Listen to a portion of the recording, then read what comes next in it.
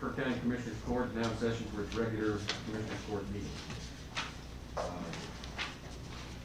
First thing I want to do is remind everyone, you don't need to turn your cell phones off. This is an exception to the general rule. But do put them where they vibrate or just give you a little buzz so they don't ring. We have a telephone up here at the bench for the people that are calling in. We have that number out there. It is 830-792-6161 if anyone wants to call in. We have it here to answer. The next item on our agenda today is we'll start with the prayer and the pledge. And this will be done by Mr. Letts. Please stand. Stand for prayer, please. Heavenly Father, I'd like to thank you for being part of our life. I'd like to ask that you really help everyone with these difficult times, especially many of our kids that are really having to struggle with not going to school, but having online classes and a lot of activities disrupted for them, and it's probably hitting them a little bit harder than everybody else. And I'd like to ask you really watch after our first responders, people at hospitals, we're all there doing. And finally, Lord, let's ask that you help the home and family out of comfort for a loss they had over this weekend. Ask these things in Christ's name. Amen. Pledge allegiance to the flag of the United States of America and to the republic for which it stands, one nation, under God, indivisible, with liberty and justice for all. You see it. Oh. Sorry. Now we're live. This is the opportunity for public input. If there's anyone who would like to address the court, this is your opportunity to do so. We ask that you limit it to 3 minutes. And bear in mind, whatever you tell us, we can't respond because this is just input, not output. So if there's anyone that would like to address the court, this is your opportunity. There being no one, let's move on to commissioners' comments.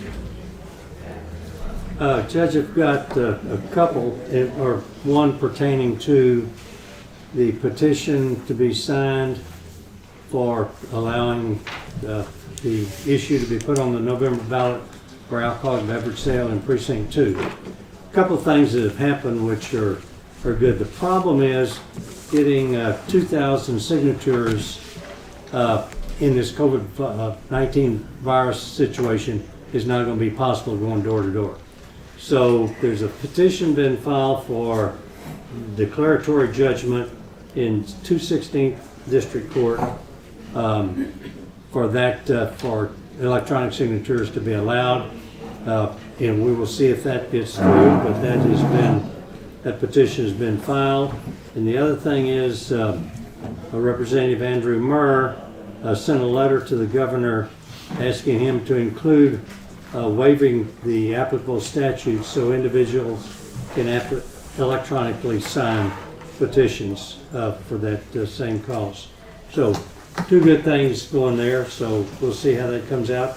If that's the case, then we will probably be able to get it done. If not, if we have to go door to door, get signatures in person, it's probably not going to happen. So, Very good. Any other commissioners' comments? It's good to see some people getting back to work that were without for a while. I noticed the restaurants, there's still a lot of takeout and what have you, but you're getting a sprinkling of a few more people inside and what have you, and that's really good for these small business owners here in town, so it's good to see. I didn't mention it in prayer, but one of the things, hopefully that's happened this week, we get some rain. Yeah, I saw that. We have a chance, I think, tonight, and then a little bit better chance this weekend. And it is getting pretty dry, especially for this time of the year, which is surprising since we had such a good start. And the other thing is just, as I did mention in the prayer, David Homan passed away unexpectedly in Comfort, in Homan Welding. But in addition to that, he's kind of a comfort icon that really volunteered for all kinds of events all the time, and he'll be missed. Very good. Any other comments? Let's go on to item 1.1 on the agenda, which is to consider, discuss, and take appropriate action regarding the update, facility use, and other matters related to COVID-19. Our Emergency Management Coordinator, Doug Thomas. Morning, Judge. Morning, Commissioners.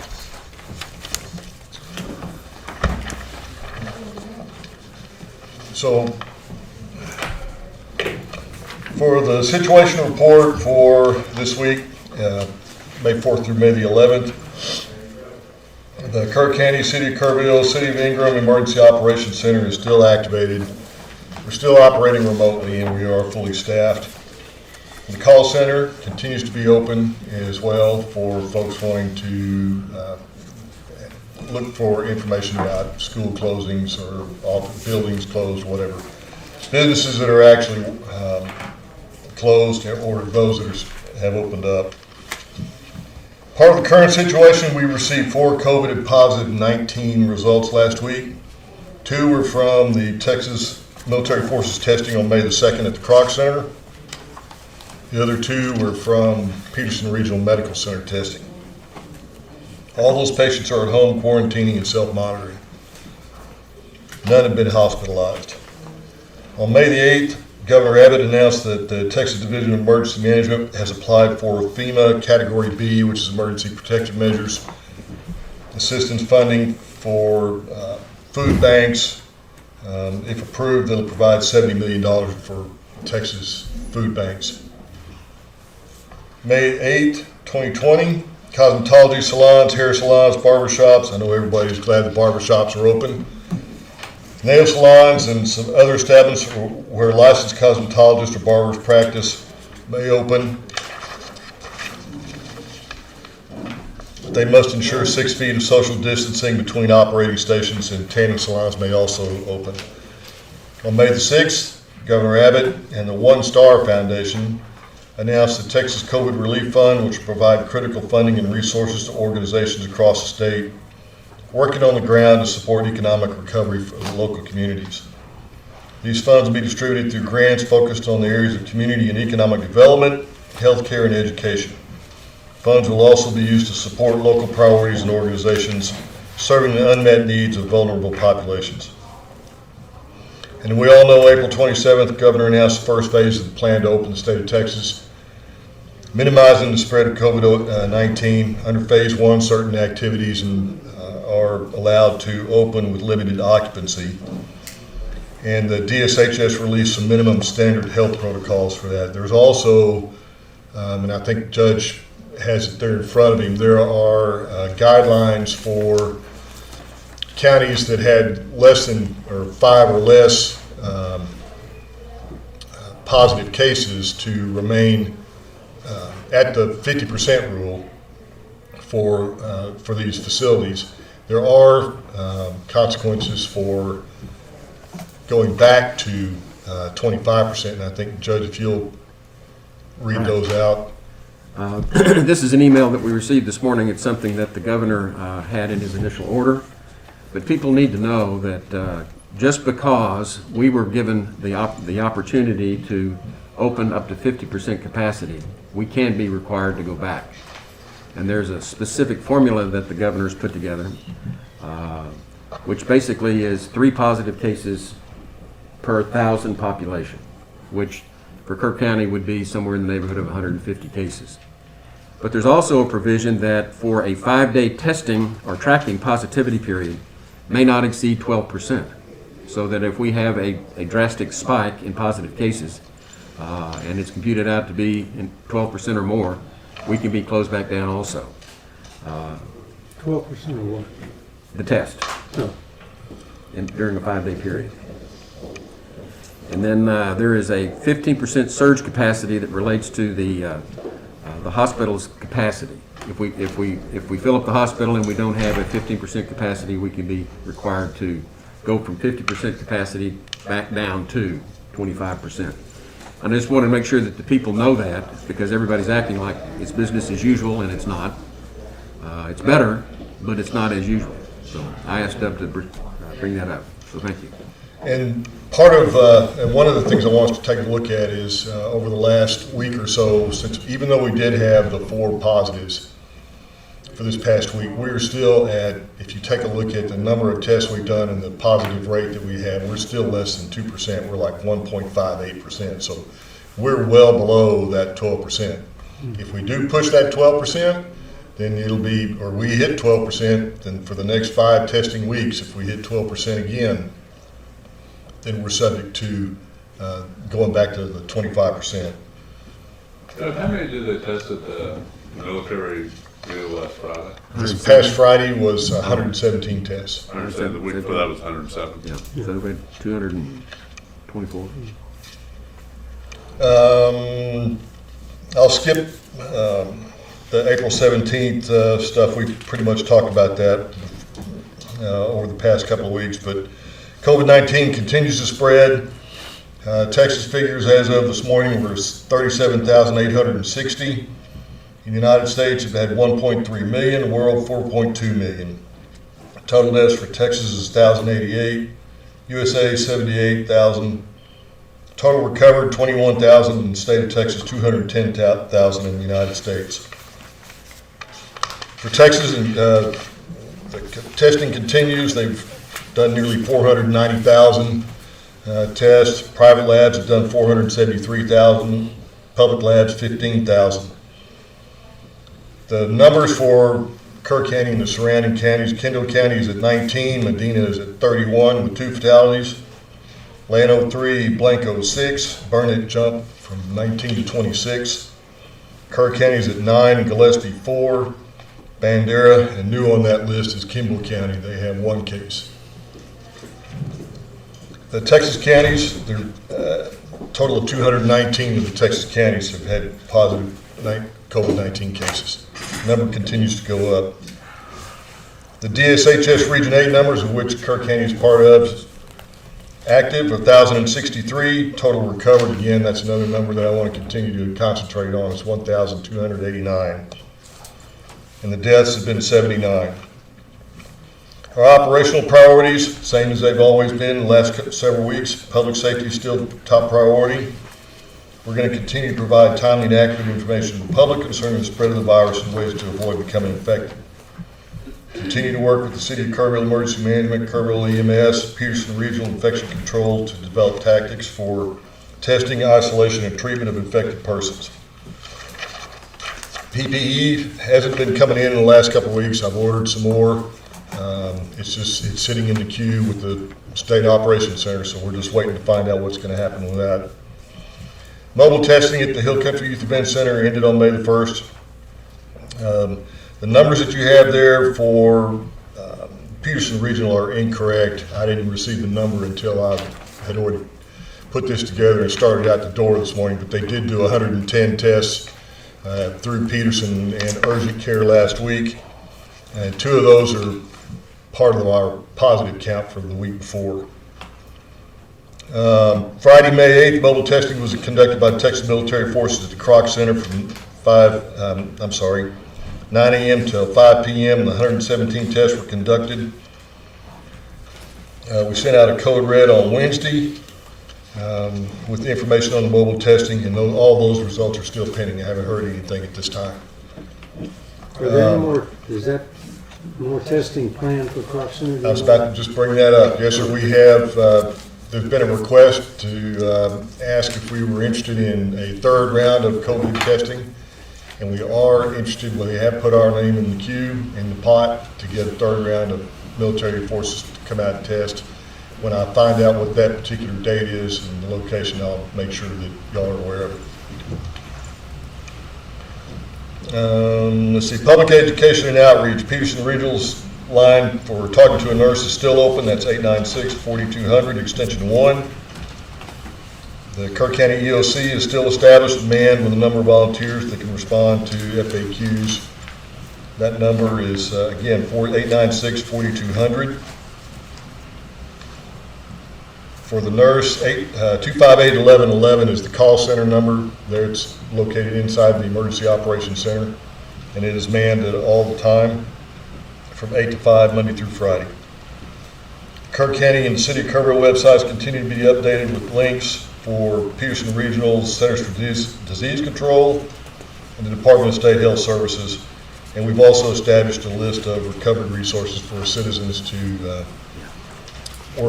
handle their rent, utilities, those types of assistance. Any questions on anything this morning?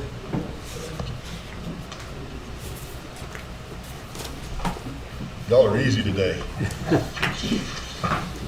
Waiting for the results of things. Waiting for the results from last week, yes, Yeah. sir. That's pretty much it. Well, and one thing I would build off of with your report, Dub, is when the governor opened up Texas, effective May 1, he told us that he was going to go for the first 2-week period and base what he did after that on the data and the doctor's advice.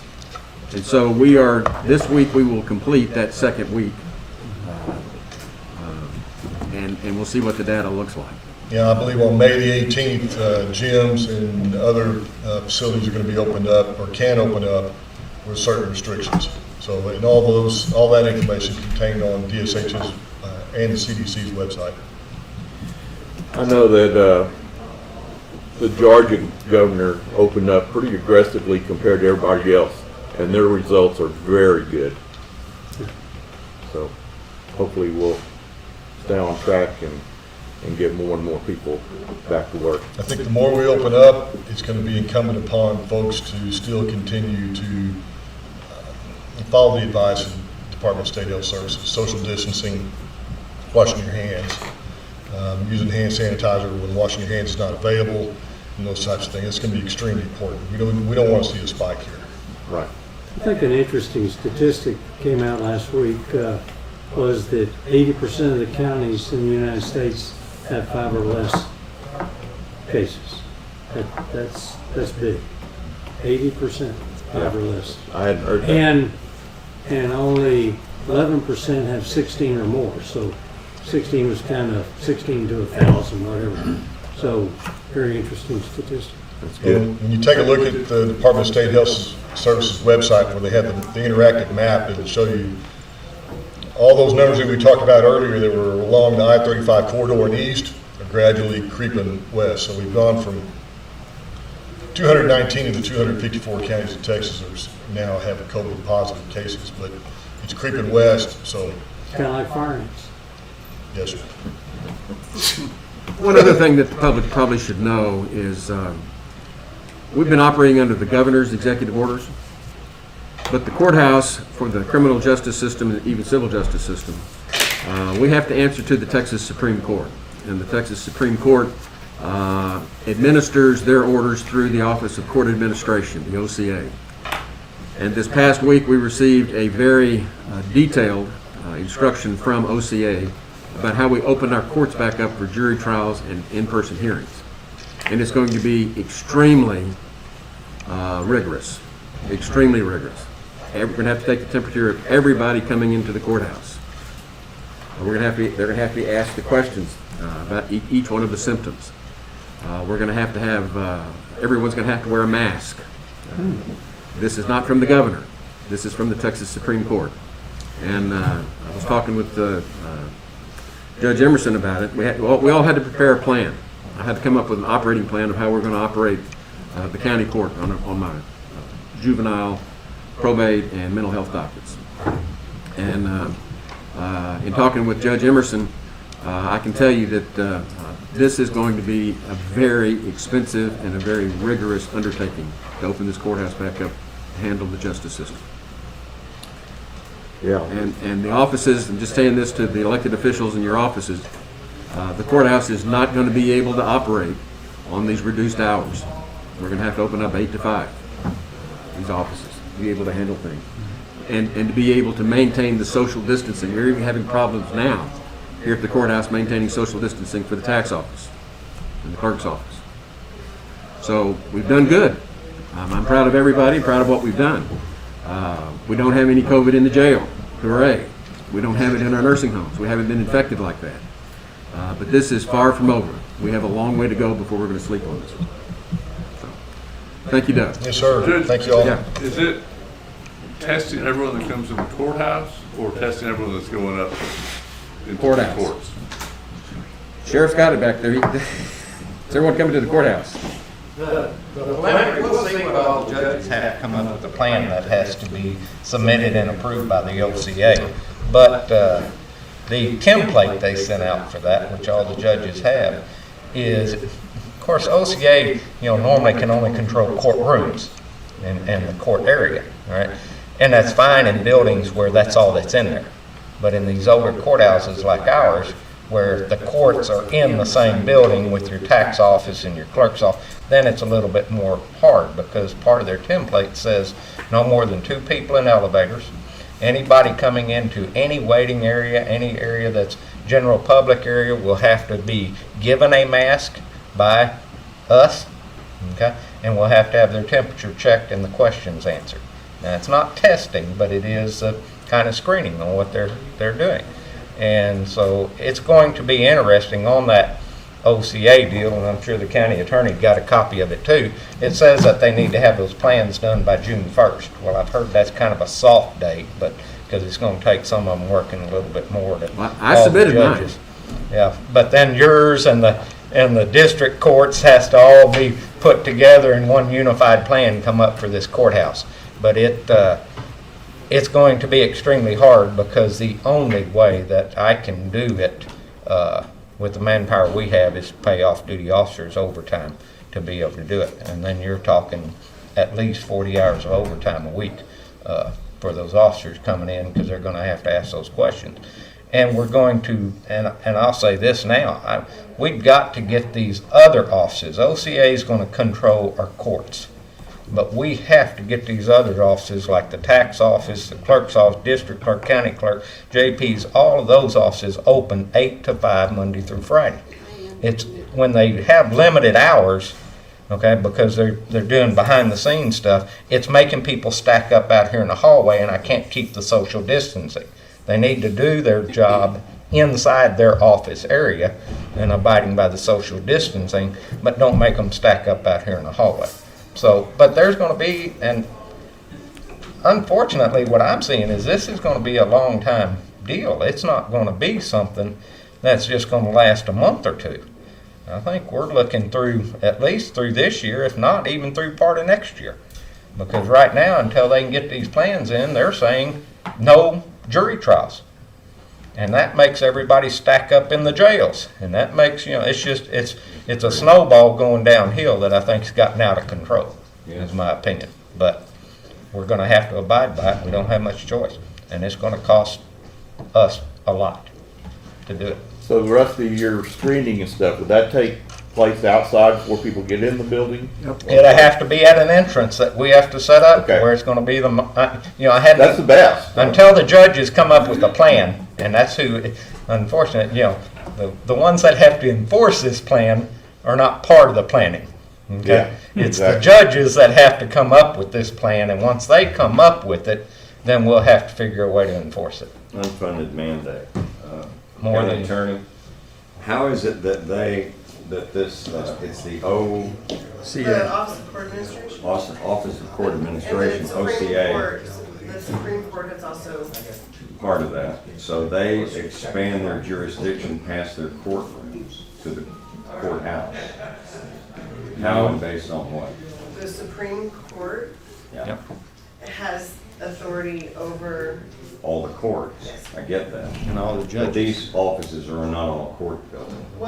what Rusty was, I don't know if you can hear me, what Rusty was saying is that our courthouse is different because we have other offices that I are. heard that, but that doesn't specifically address how, in this room, for example, is Commissioner's Court. But across the hall is the auditor's office, and across the hall over there is the JP's office. So how is it that they expand their jurisdiction past their courtroom to the They entire don't. courthouse? Let me explain. Judge Abels is the administrative judge for a region, a judicial region here, administrative district in Texas. And it goes all the way to El Paso. He's already been out there fighting these battles with some of the judges in El Paso. He is the enforcer for the Supreme Court. The Supreme Court has the jurisdiction over all the judges, me included. And if we don't do what the Supreme Court orders us to do, we can be brought up before the Commission for Judicial Conduct. And we can be fined, we can be sanctioned, we can be imprisoned for short periods of time. They can do all kinds of things to us. There's been no enforcement power in the governor's orders. He put in there a $1,000 fine or up to 180 days in jail, and not one of them have been enforced. The Supreme Court is not as lax as that. And the Office of Court Administration is their enforcement arm. That's the arm that they use to administer their orders to the various courts. And so when the OCA sends us an order, we have to comply with it. The problem with this courthouse is the OCA has no jurisdiction, the Texas Supreme Court has no jurisdiction over the clerk's office, okay? But they have jurisdiction over, the way this order is worded, the building in which the courts are situated. And in a lot of the cities, they have special buildings for the courts. And so those buildings are going to have to comply with all these rules. But in rural counties, we have our courts in the same courthouse that we have the other offices. And so when they say building, we have to follow their order. If I can read just a little part of what they put out, Commissioner.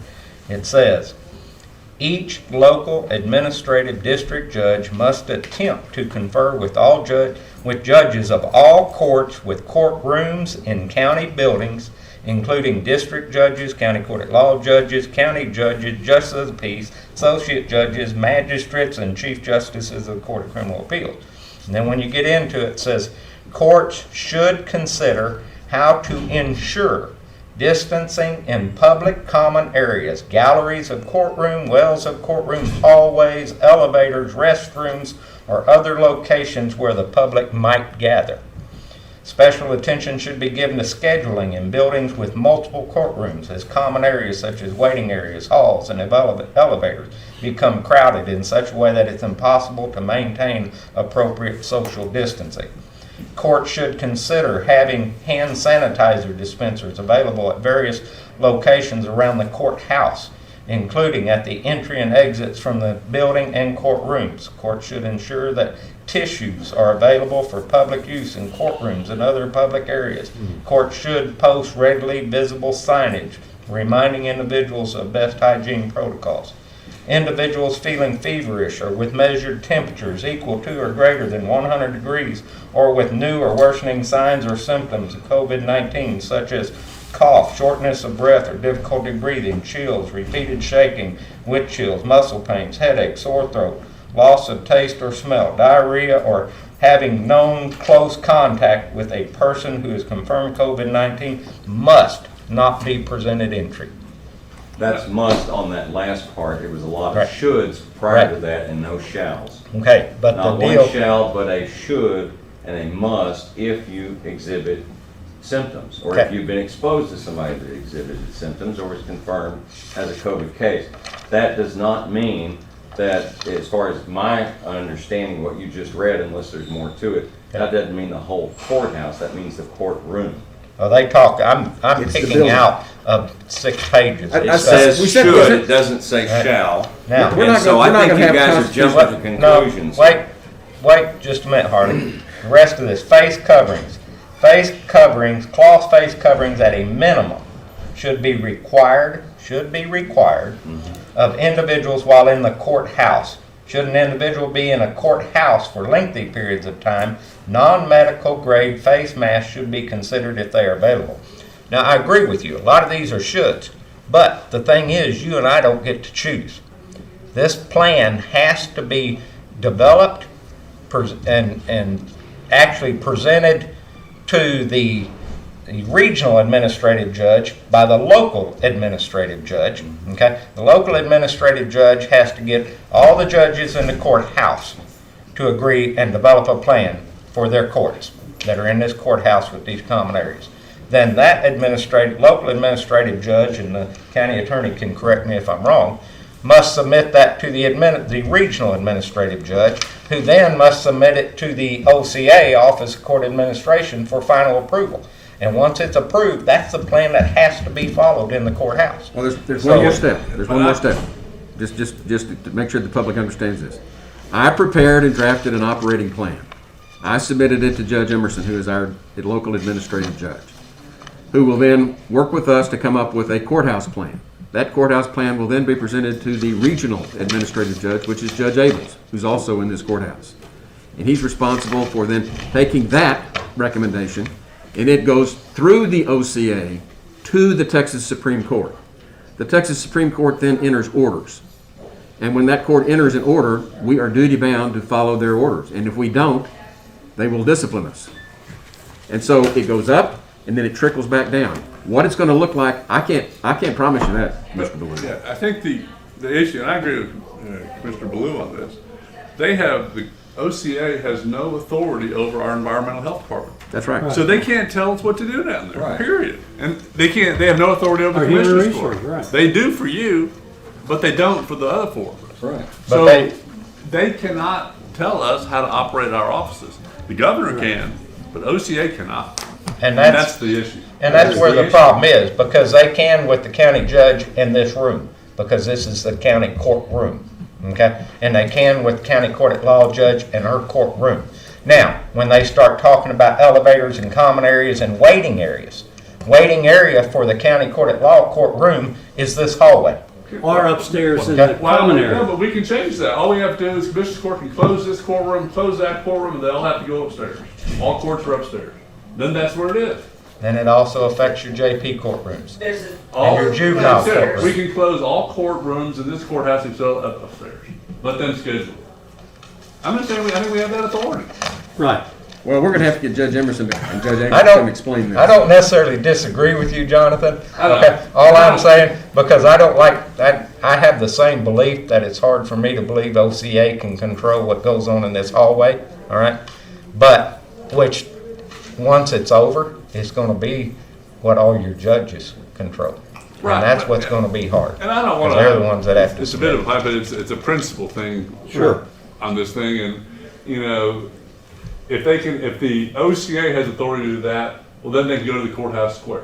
Right. Then they can go to the city of Kirkland. Yeah, where does It's, it end? where do you stop it? So you might as well stop it here. Right. And I think that we can designate the courtrooms as a commissioner's court, they could be open, and where those courts are, I agree let 100%. OCA deal with it. Well, I suggest y'all get very involved with your district judges and all your judges around, because that's what's Right. gonna decide it, And that's, okay? We need the least restrictive plan we can get. There you go. I agree. That says And it this is all. gonna cost the taxpayers money, and it's coming from above our heads, so there's not much choice in it. We've already incurred extra expenses. Your office has, a lot of other offices has, probably yours has been the most. Anticipating this, what Doug told y'all about waiting for the next round of masks and that to come in, we've already ordered like 5,000 that we're hoping we can get. On Okay? that, does it say you have to provide the mask? Yep. The people don't If they wanna don't have use- one. If they don't They have don't one. have one, you have to provide. Okay, if they don't have. Expense. Okay? Which means you have to buy some to be prepared for that in the event that this proceeds as.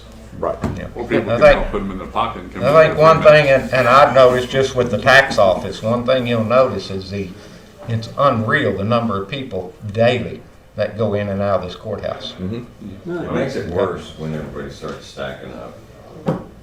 It's worse now than it would have been otherwise. Yep. Well, for what it's worth, the shockwaves went through the judges' community last week. We weren't happy about this. Shockwaves are now hitting you, and they're gonna hit the public too. I don't know exactly what it's gonna look like, but we've got more coming, just saying. But as Don Harris said, no more restricted than necessary. Maybe on Monday, Judge Emerson can come down and visit with us, That would be great. Or maybe able. or Judge Abel. So Sure. they hear, Because I can tell you one thing that I'm interested in doing, and I talked with Judge Emerson about this, is I don't want to be a problem for Judge Abels. If he's ordered to do something, I want to comply with his orders if possible. Because it just makes it tough on everybody if we don't. Right. He's had problems out in El Paso already, I know. well, we can figure out how to follow OCA and his rules, but keep the courthouses open as possible. He'll tell A us. clear interpretation will lead us to clear measures, whatever we have to do. And execution, I guess, is as good a word as any. Okay. But it's out on the table now. You know what's coming. Let's go to the next item on the agenda, which we do weekly now, and that is 1.2. Consider, discuss, and take appropriate action regarding the local state of disaster due to public health and economic emergency proclamation that I signed on March the 24th and extended until terminated by order of the Kerr County Commissioners Court on March 30. And what this is we have declared a state of disaster based on the health and the economic disasters that we're experiencing, and we have to renew it every week. We put an order in place that said it will continue every week unless it's terminated. So this is the opportunity for anyone that wants to terminate that order, to discuss it and put it to a vote. See no reason to terminate it. Continue. I don't either. I don't like it, but I don't see how we stop it at this point. Well, terminating it doesn't do anything anyway. I know. Exactly. And leaving it on doesn't do anything. That's right. Bingo. It is what it is right now. Yeah. So we'll move on to the next item on the agenda is 1.3, consider, discuss, and take appropriate action to approve Stephen Smearbeck as the new member of the Kerrville County Joint Airport Board. And we've got Mark Moser, the president of the board here. Hi, thank you, Your Honor. Commissioners, Mark Mosier, Vice President of the Oh, Vice President, I'm sorry. Kerr County Airport. Bill Wood's president. Yeah, for 2 more weeks or something. Right. Yeah. He's done a great I'm job. putting the cart before the horse already. He's done a great job. He's going to miss out on the big party we had planned for him, the social distancing. As you know, you've seen some of the things you've approved lately on term limits, and this started about 5, 6, 7 years ago. I think Tom was involved in it. There's so much to understand with the airport that we wanted the best continuity we can get. And with 5 members, the original plan they had, they didn't extrapolate it long enough to see we're going to be losing more than 1 member a year. And that was our goal, to never lose more than 1 member a year of the 5. So the current structure we have, that's what's happening. We will lose 1 member a year. And we'll just have to go with that. That's the best case situation for the lowest stress on continuity. And this year we were really blessed. We had some fantastic applicants, and the best I've ever seen. And so it made it difficult for us, but we did have to make a decision, and we did. And we landed with Stephen Smearbeck. And Stephen's a Kerrville native. He's a father with 3 grown, accomplished children, and he owns a local business, as I'm sure you're all familiar with, Garrett Insurance. It's on its fifth generation right now. So I'm pretty impressed with that. He does have other locations, but their home office is here in Kerrville. He's an active instrument pilot, aircraft owner. He's been very active at the airport, and he's made it his own, on his own initiative, be as current as he can without being a board member on our activities we have going on. And that's going to help a lot with the transition. I've known Stephen now for a few years, and I find him highly intelligent, extremely organized. My wife is smarter than I'll ever be, comments that she's never seen anybody who has so many responsibilities and does them all correctly, doesn't do anything halfway. So that was one of the many assets that I wanted on the board, and Steve definitely fills that void. He's an experienced leader and a team player, and he's an outstanding communicator. He's just an all-around great guy, and we're really fortunate to have him on the board. If you have any questions for Steve, he's available. Yeah. So, Stephen, how long have you been flying? About 10 years. About 10 years. Yes, sir. Okay. What do you see as the challenges at the airport facing Kerr County, Kerrville, the airport board? Yes, sir. When I was interviewed, I told them I felt like pretty much a virgin, that they could do with me whatever they want, since I had been there but really had not been there and seen what they were doing in there. So I told them, you guys get to mold me into what you guys want me to be. I've always loved the airport. I fly in and out of there monthly. It's a great airport. I've been to a lot of other airports, so I'm impressed with it. Would like to just keep it the way it is, but obviously see it grow and get better. You know, just for the public, and Jonathan's been involved in the airport longer than I have. When I was on the airport board, he was a liaison. And when city and county were running the airport, it didn't run very well at all. So when the airport board given the authority to operate the airport with the only restriction of having their budget approved and members approved, I think it's just operated extremely well, going from $400,000 a year from city county down to 0 now for operation budget. But it just exemplifies the fact that if you let an organization govern themselves like the airport board does, and in selecting members of what skills they need, I think it's a really good, strong testimony to Yes, sir. that, as opposed to being told from the top down how to do it. So, Yes, sir. Very good. I'll make a comment. I think the airport board has done a really good job on looking at their membership and selecting people that work and bring kind of different frames of mind to the board. I'm glad to have a board member that's a longtime Kerrville resident. I think it's important. I think it's also important to have a lot of the other members bring different expertise.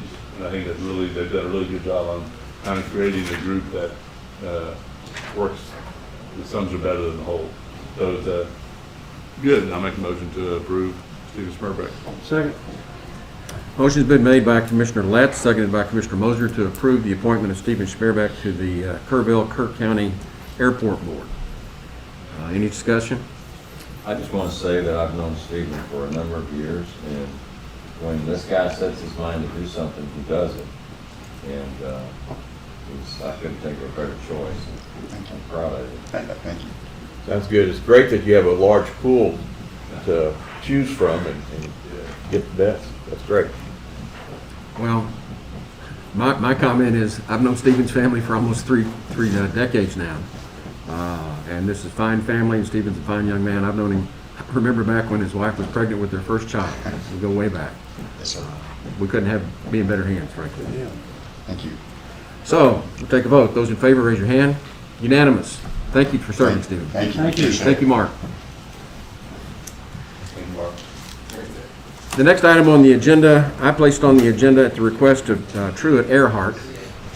It's 1.4, consider, discuss, and take appropriate action on an offer to sanitize the first floor of the courthouse free of charge using a Viricide technology, which is an ozone gas that kills virus. Is Mr. Earhart out here? No, sir. Y'all have probably seen Mr. Earhart around the courthouse. He's regularly here, and he's come up with the technology. Well, actually, he didn't come up with it. He has reacquainted everyone with technology that kills the virus, and it's ozone gas. They would come in and kind of fog the courthouse, kind of area by area, let it sit for about an hour, and then that kills the virus. It's after hours operation. Mm-hmm. Yeah, and he's talked to me. I know he's talked to Commissioner Moser. I have his box. He's been very diligent about this, and he's offered to help us keep the courthouse free of the virus by doing this. And so I put it on the agenda to see what the court thought. It's at no cost. No charge. I mean, What is there, my only question is there a downside to this? And, you know, it's, I don't know of any downside, but it's, if there's no cost and there's no downside, fine. Well, this says the first floor. What are we going to do upstairs? Is it something we need to, We can we're start a going to be little bit. expected to pay to do the, I put on the agenda what he told me. okay. So, My only question is until I would know more about it, he talked to me also about it, is you have to evacuate it and it has to be after hours. Right. It is a gas that could be dangerous. Okay?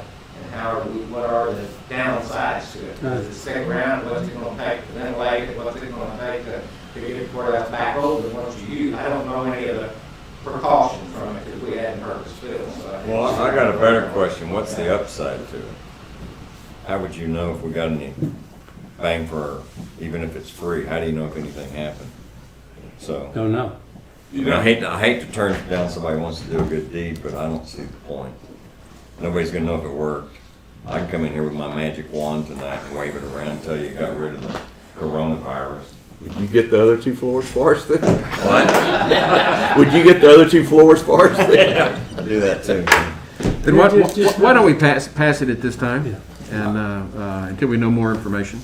Like to hear from him. Yeah. Okay. Yeah. So we'll pass that one. Let's go on to 1.5. Consider, discuss, and take appropriate action. Well, I tell you what, let's not go to 1.5. It's 9:45. We have a 9:30 item. It's timed. Let's do that one. 1.8, skip down to it. Report regarding the Veteran Services Office operations as well as the 2020 Memorial Day plans.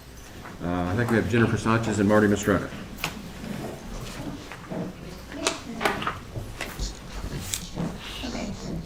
Let me say something before Marty starts and Jenna starts. Marty is notified us that she is going to go to Air Force training June 22nd to September the 27th, Yes. I believe.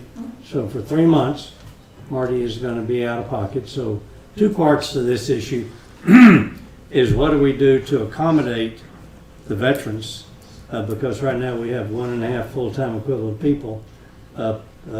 Jenna is part-time. So with Marty being gone for 3 months, we have to look and see what we've done. We've talked about it, and I think they have a plan on what to do. And then the other thing is Memorial Day. So it's going to be an impact to the veterans by having Marty being out that time, but that's a challenge. Go ahead. Well, basically, we're just kind of, Yeah. we're just kind of following suit with what Texas Veterans Commission is doing. They're currently not seeing veterans because of COVID, and a lot of our folks have pre-existing conditions, so we're still just kind of keeping the communication open with our vets. We haven't had any problems so far. The only issue is just trying to get paperwork from some of our older veterans, but we've made accommodations for that. So that's kind of where we're at, and then once we figure out what TVC is going to do, we'll just follow suit as far as physically seeing veterans. So are you kind of at half, spending half the time you were, or is it gonna be okay if Jennifer does this part-time while you're gone? Is that what you're Well, saying? the understanding was she's going to be full-time, so she's basically going to do this at full capacity, so she'll be able to take care of that, but we're just kind of trying to balance everything and make sure if we are able to see folks during that time, she can just kind of plan accordingly and make sure she makes the schedule further out for folks, but everyone still is going to be taken care of. It just might take a little longer. Is it gonna be necessary for her to be full-time as well? I guess? Yes, sir. Let me interrupt. Right now, she's part-time, and in executive session, we'll talk about personnel. Well, I'm talking about caseload. I'm not talking about personnel. I'm talking about caseload. Okay. So if the caseload is dropped down, you don't need a full-time person or a person and a half until it comes back up again, is what I'm I asking. don't think the caseload is dropped down. I think sounded like it. Yeah, no, the caseload's still there. I mean, we still get calls all the time. We still have folks we're dealing with. We just can't physically see them. So we've had people drop off paperwork. Our emails have been full swing So it's all still hours of the moving day. along. Yes, sir. Actually, more It's so. actually increased. Quite a Now, bit. there's a stop and a bottlenecks at the point where they can't be seen. Right. You mentioned that. Yes, What's sir. that about? Well, we can't see anybody just because of COVID. So we But can. you said the VA and, Texas Veterans Commission, so we can still do things with the veteran, it's just we can't have a face-to-face interview, so we'll have to make phone calls and things of that nature. So- can it move on through that process? The Veterans, Texas Veterans Administration? Everything is still being processed like normal. The only difference is that accredited services like ourselves, because we're accredited through Texas Veterans Commission, we're just not seeing them face to face. However, we are seeing them through email, through phone calls, so we're still proceeding. So like if you were a veteran and you said, I want to submit a claim, we're still doing everything like we normally would. Okay, that's what I We're wanted still to hear. submitted through the VA. Everything is still processing like it normally would. The only difference is due to COVID, it's just a little bit more of a backlog for our veterans, but everything is still being processed. And we follow up 2-3 times a week with the system, and we're constantly making communication with the veterans, either through email or phone call, letting them know we see that it's there, we see it's still pending, and we let them know if there's any changes. So it's still there, it's just a little bit of a delay because of the backlog. That clears that up. Yes, sir. Thanks. So as far as Memorial Day, that was the other thing. So with the COVID situation, we're still not going to do a public thing for Veterans Day, or excuse me, for Memorial Day, but we decided maybe penning a letter to the community through the newspaper would be a better route. Having the judge possibly write a letter, and we can put the names in the newspaper, something along the line. So we're still acknowledging it, but we're not having to do the public setting. Kind of wanted your feedback on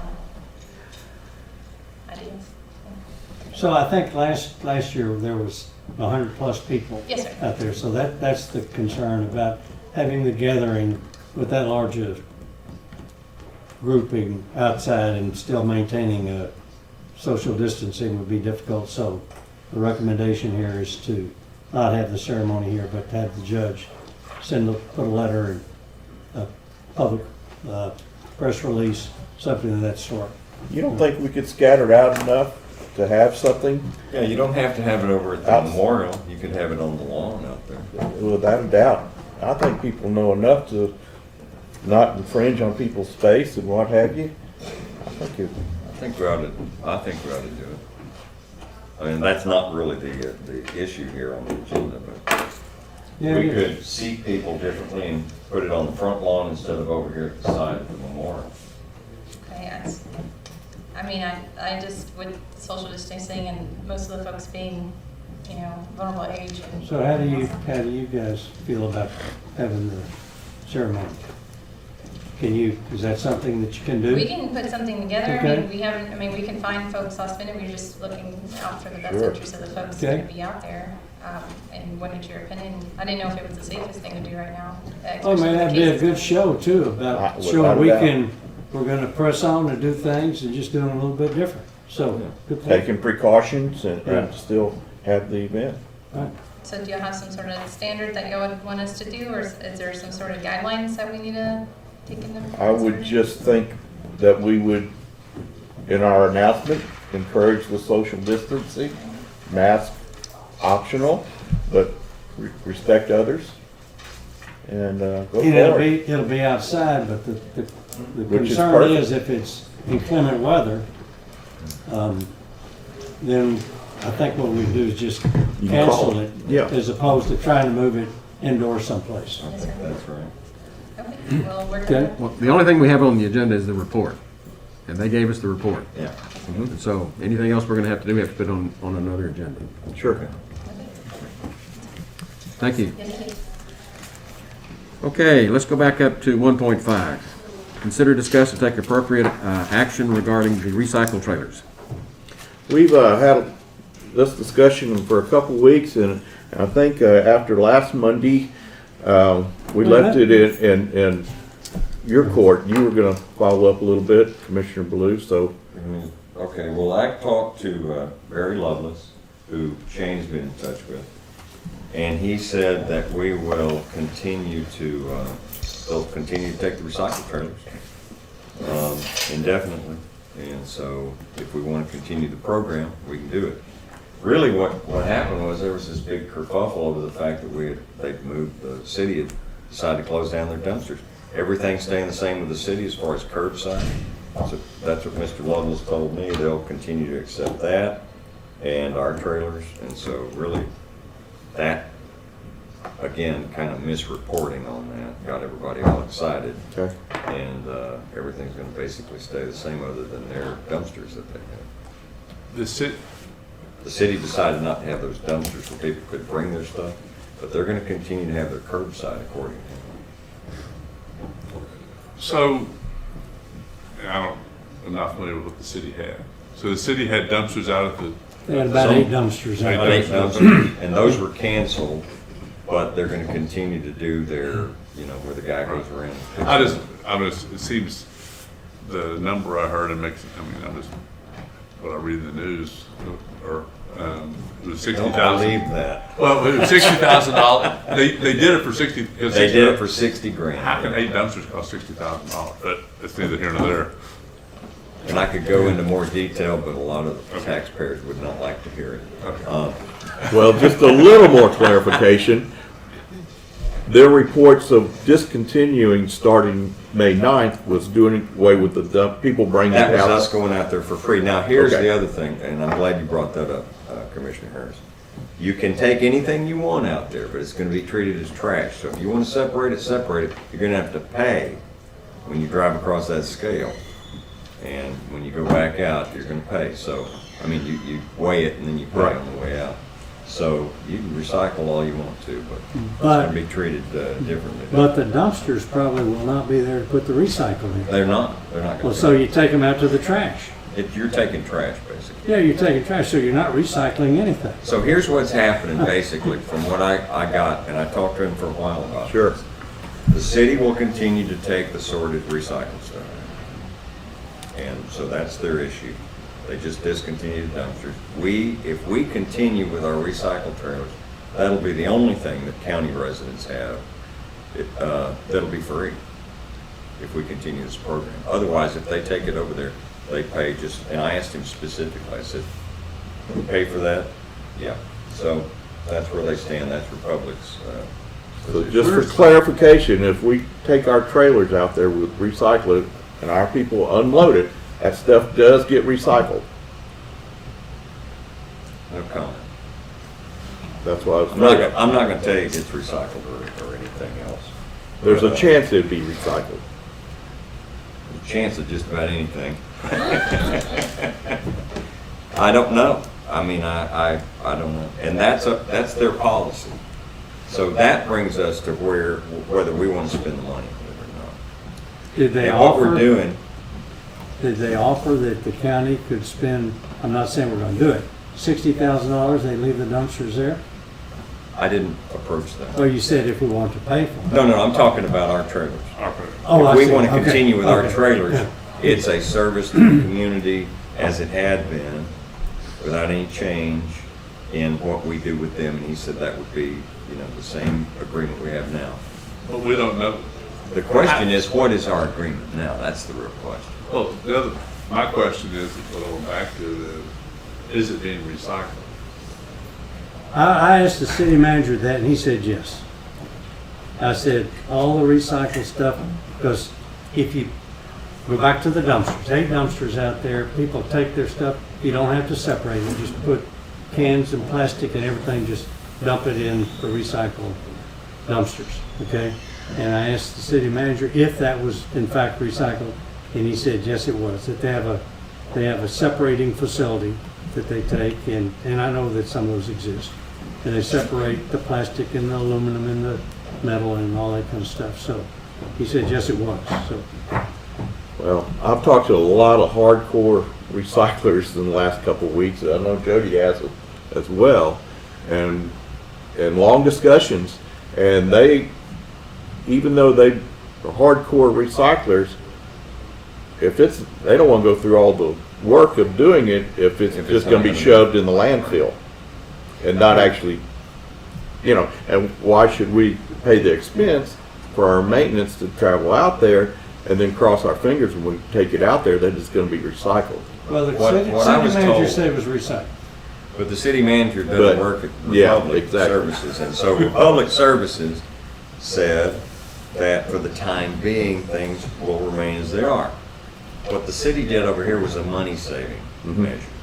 And really, because it was misreported in a couple of places, it got this whole thing going.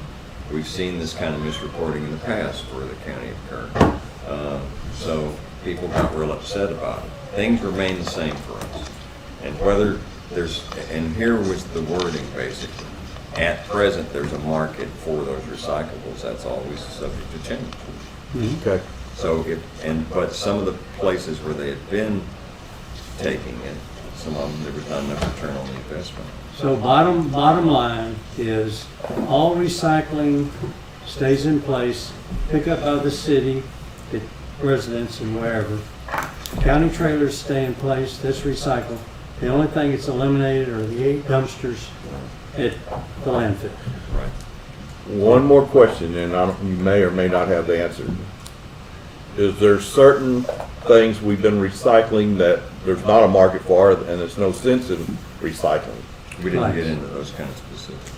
Just, the thing is that the world economy in some of the places where it had been recycled, it's our junk and it was their treasure for a while. Those economies have risen up a little bit. Some places don't need to pick through our trash to make a living anymore. And so you find somebody else who does. If there's a good return on investment, they deal with them then. Okay. That's what I got out of the conversation. Okay. Shane, you've been in the middle of this. You have some comments? I do.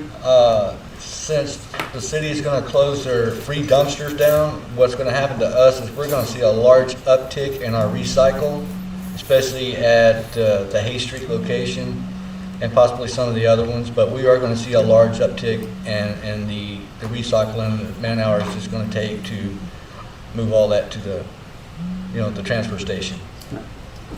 Shane and I have talked about this on and off for the last few weeks. And one thing we bounced around is maybe doing away with the trailer at Hay Street, since people in town still have access curbside, and maybe using our 2 trailers, especially out at Hunt, they could use it at extra time a month, as much as they recycle it, and the other locations as well. Using those 2 trailers rather than having one permanently 24/7 at Hay Street, using it on the out locations. Well, there are a lot of people that live outside of the city limits in the county that are not in Center Point or Turtle Creek or Hunter Ingram. So if you eliminate that trailer, you eliminate recycling for them. But we'd be moving it around more on the out locations. Yeah, I'm saying, but Yeah.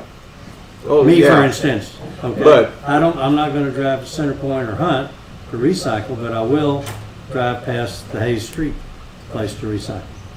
Well, one thing Shane did, like he just stated, he's feel they're gonna be inundated with extra. Well, they are. Yeah. Means there's a real desire for it. What does this project cost us? Shane's got some numbers on that, or Well, I don't have them right at the moment, with, but, but it was, we did, I don't have them with me. I forget the actual man hours. We had them last Yeah. session. Quite a few man hours. It's like at least half a, or half a person. You know, I mean, it's a lot, because it's two people going out, and it's 2 hours they're coming to get a hunt. I mean, it's, And gasoline? so you're probably somewhere in the neighborhood of, 15 to 20,000 a year. Did we I think it's find more than out, that. did we find out if the trailers must be used for that purpose? The newest grant trailer, we have to keep that, up until August of this year, and then we're free to do whatever we want to with it. But the first recycle trailer, the older one we have, we can do whatever we want to with it right now.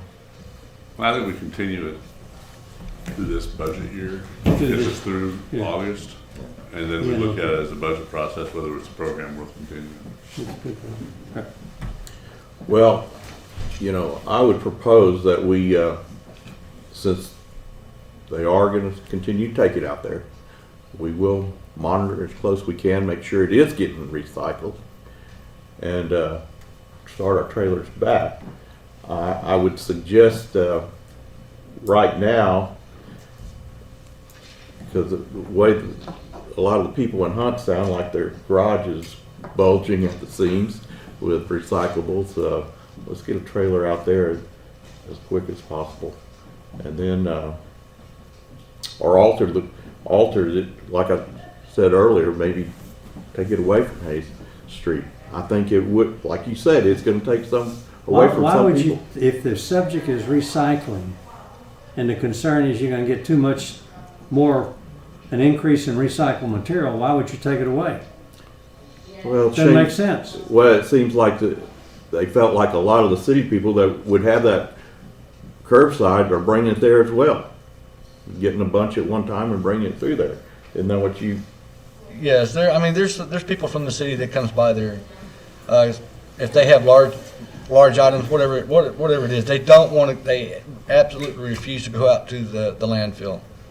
And they were just adamant about it. So they like the trailers, but some of it is, the city needs to take care of the city, and the county takes care of the county. I think we leave everything the way it is, and we'll look at it as part of the budget. Yeah. well, let's get it back started, I guess. In that and monitor regard, that. I do have something to say. Okay. Recycling is a luxury, guys. That's not a county function. True. It's not mandated by the state or the federal government. We're going through a severe economic crisis. I'm going to present my proposed budget, which nobody's going to like here in a little bit.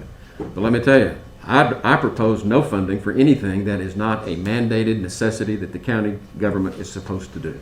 But that's next year, huh? Well, Or I now. understand we're going to finish out this fiscal year. But in principle, as admirable and laudable as it is to recycle, I don't think that the county has the money at this point to be able to continue to do that. It's not a necessity, it's a luxury. We may spend that much money that's budgeted for this with all this extra COVID stuff by the time we get to that point. We may have already, for all we know. You bet. Yeah, I agree with that. I mean, I've Without a doubt. never been a huge fan of this program to start with, because it isn't a government function.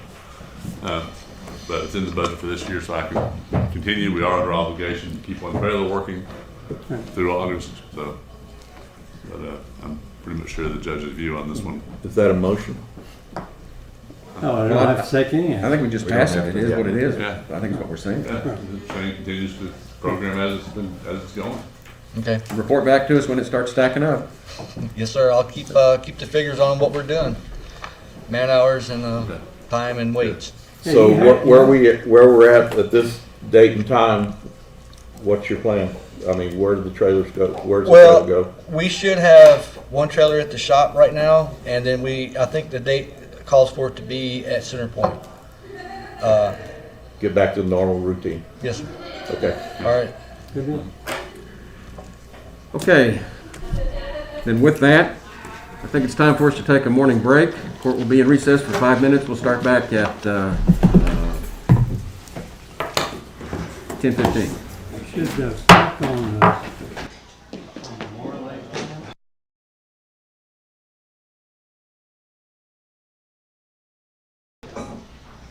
Item 1.6, update regarding the status of the Human Resources Department remodeling project. Mr. Evans.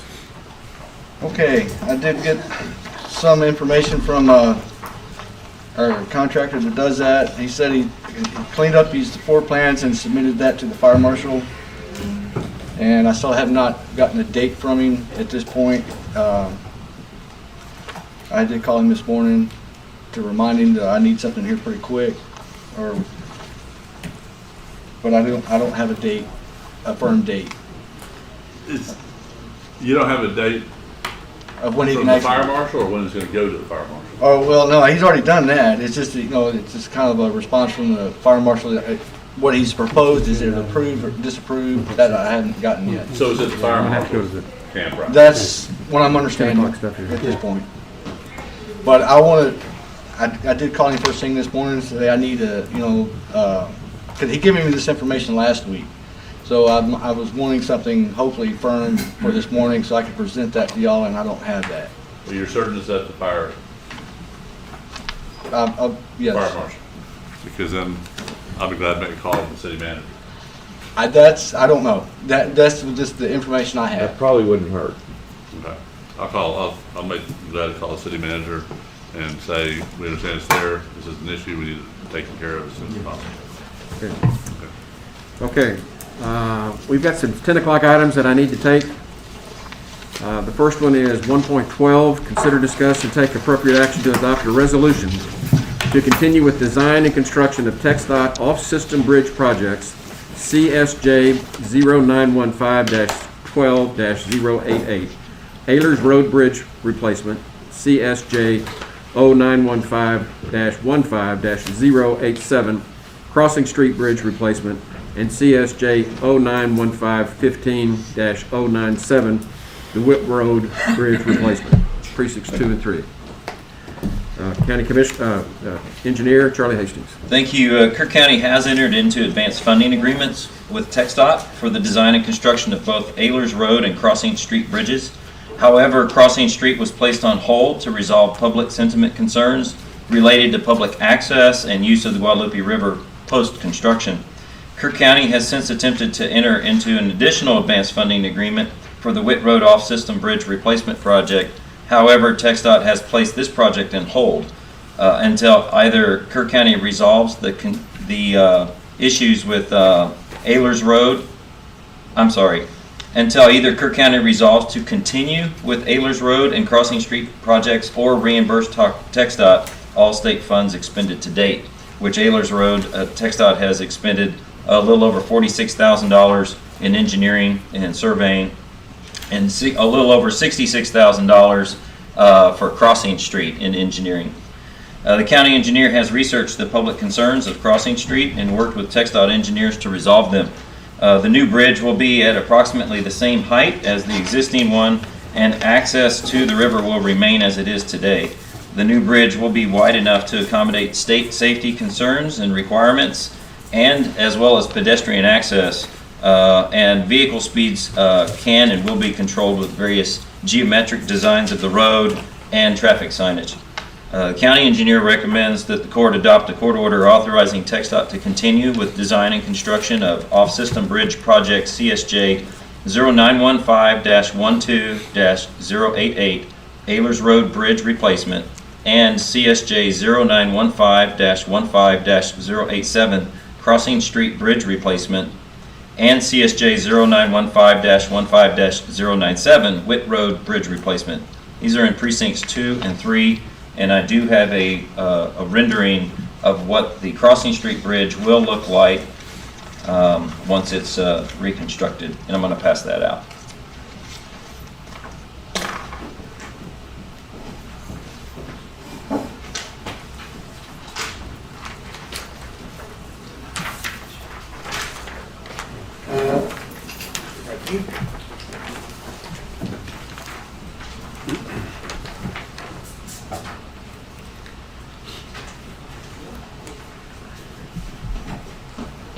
So Charlie, if you could, very simply, very succinctly, just summarize what you're asking us to do.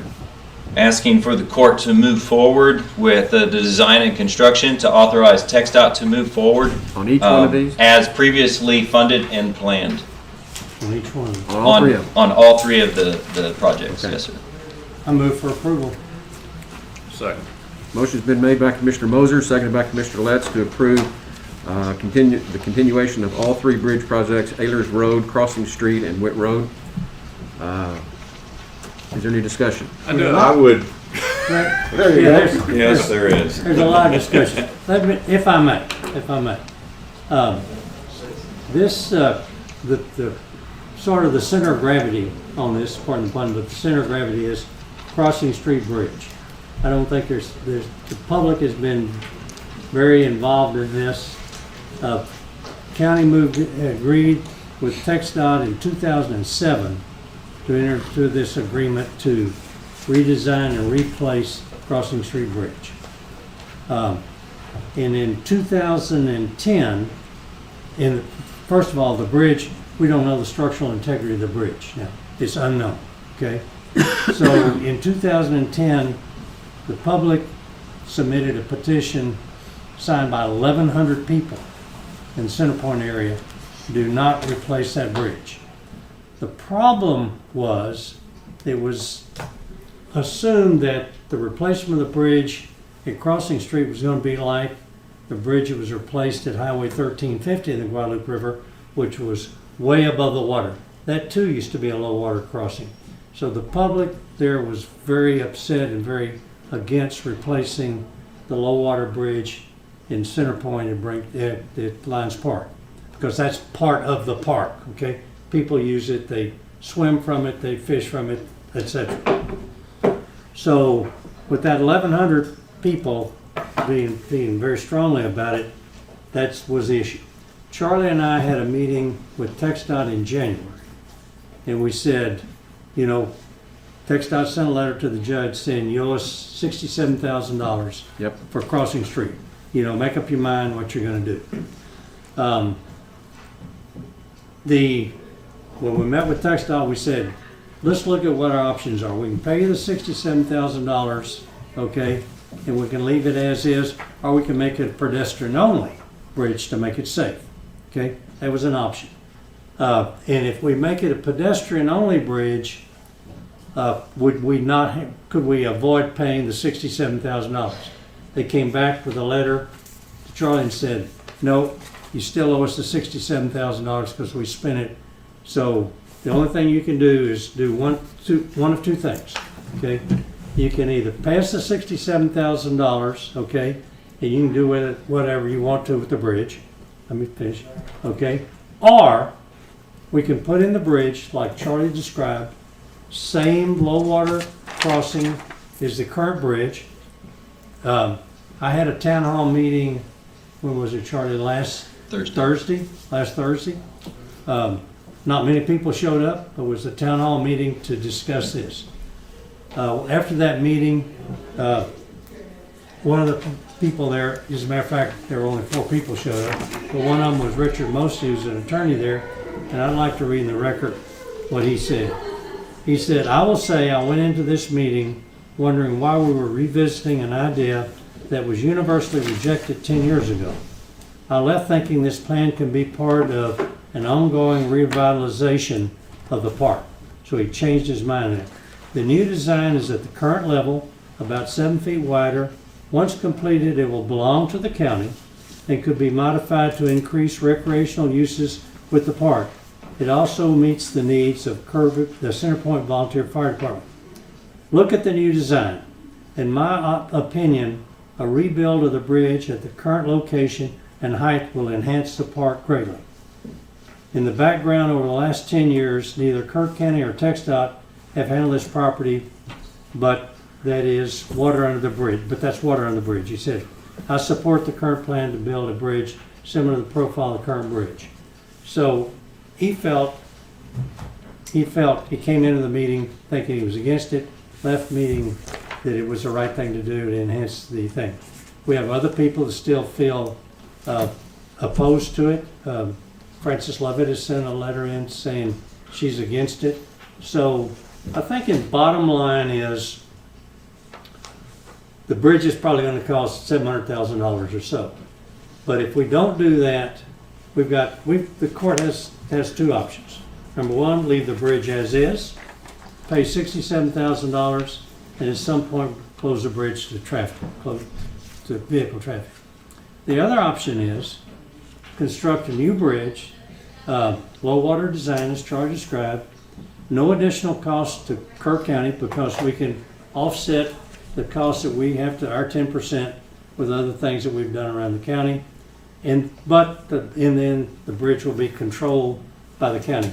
That means Charlie and Kelly, whatever, if they want to change the lane, the pathing, make it more vehicular or less vehicular and more for pedestrians, the county can do that. So with that, that's sort of the background of and the issues that we're talking about here. So The only thing I would ask you to expand on so the public knows what TxDOT feels we owe them the $65,000 for. For design.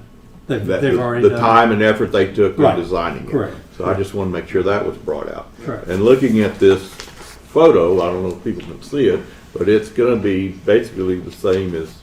It's wide. It's the same thing, only wider. Okay. Comment I want to make is that, and I was being criticized for the last probably, how long have we been, 21 years? That's 21 years about Ayler's Bridge. Thought you were going to say 60 something. But the issue on both the Center Point Bridge, Cross the Street Bridge, and Ayler's Crossing, and all other bridges that are within this system, is that we have a fiduciary responsibility to the taxpayers of this county. If those bridges wash out, we have to repair them 100% on our dime. And that's not acceptable to me when we have this program in place that we've already paid our in-kind 10% for both these bridges. And Whit Road's part of that mix as well. So I mean, to me, Ayler's Crossing, just the reason it's been an objection to repairing it or replacing it is that it basically serves one family right now. It used to, someone went in, bought up 4 or 5 different properties, and now it's owned by one person. At some point, that property will probably develop. This will enhance the value of that property. Having a bridge, the bridge is now so low. But the fact that it serves one person is irrelevant. We cannot abandon that road without those people's agreement. They're not going to give us the agreement. Therefore, if that bridge washes out, which it could very easily at any time, then we're stuck on $1 million bridge.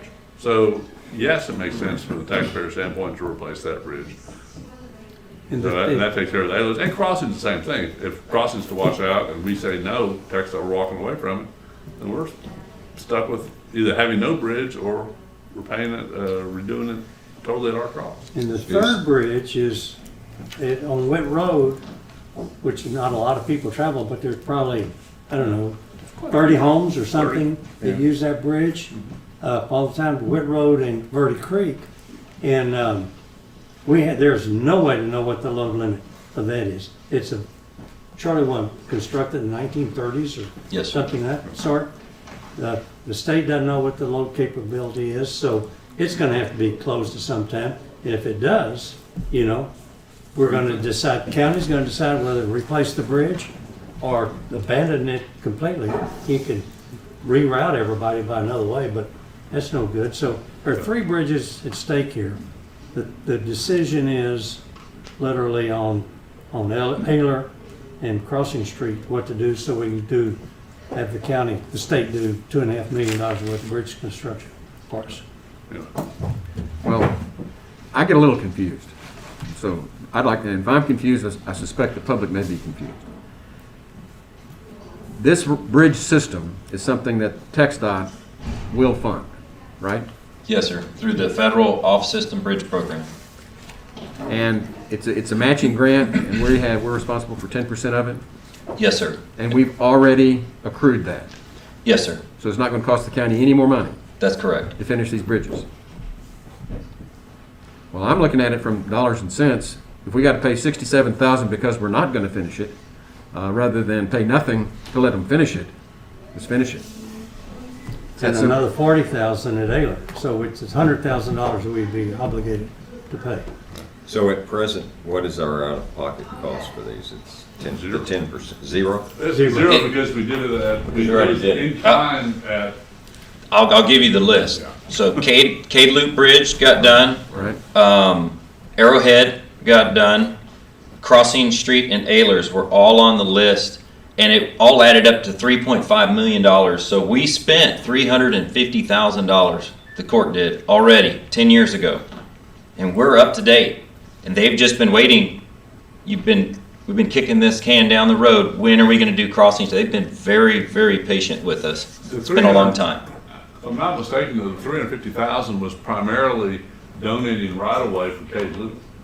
A large, and some other work. But it counted towards our in-kind. Right. So they said that counts toward, they split that 350 between all those projects, and we met all of our obligations by doing that. Without spending, I don't think we put any cash outlay. It was in-kind work we did at, I think it's all Cade Loop. So It's on Cade. ballpark, these three bridges are gonna cost something, $2.5 million. So 250,000 is that, so we've already got $350,000 credit. So that's the first order.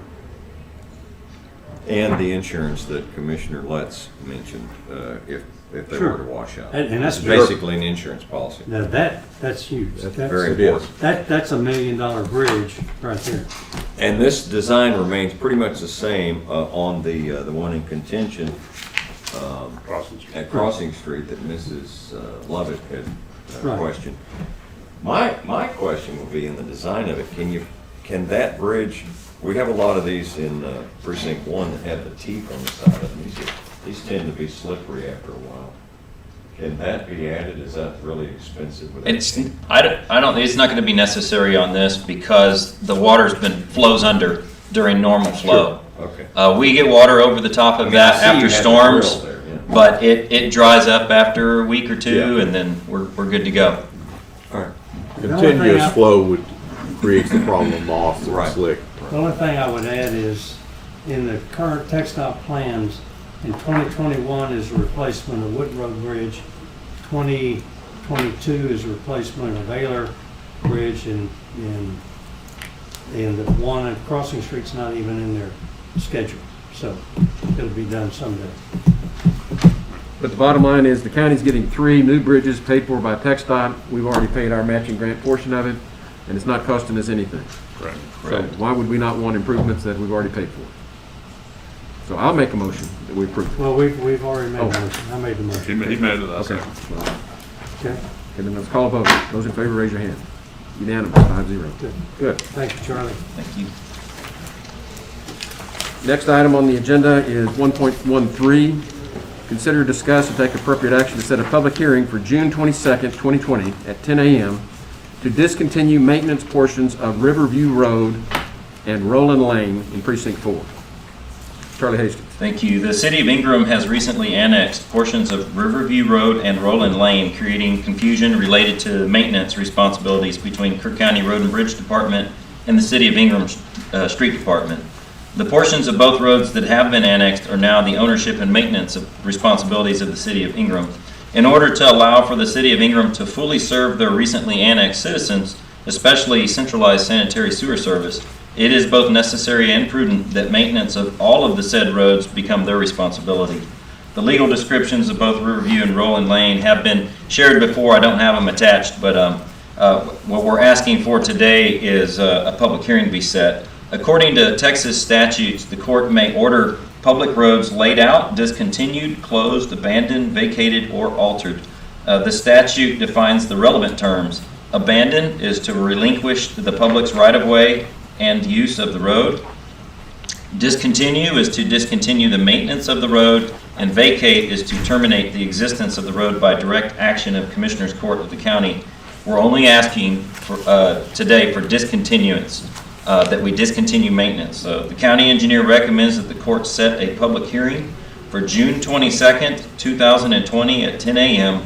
to discontinue maintenance of the portions of Riverview Road and Rolling Lane that have not been annexed by the city of Ingram, Precinct 4, and there is a drawing that shows what that looks like in your packet. I move to approve as read. Motion's been made by Commissioner Harris, seconded by Commissioner Ballou to set a public hearing for June 22nd to discontinue maintenance on portions of Riverview Road and Rolling Lane. Any other discussion? Those in favor, raise your hand. Unanimous, 5-0. Next item on the agenda is 1.14. Consider, discuss, and take appropriate action to adopt the Kirk County 2019 Annual Road Conditions Report, authorized filing of said Annual Road Condition Report, and authorize the county judge to execute and submit an application to TxDOT for the County Transportation Infrastructure Grant Program 2020 call for projects. Precincts 1, 2, 3, and 4. Charlie Hastings.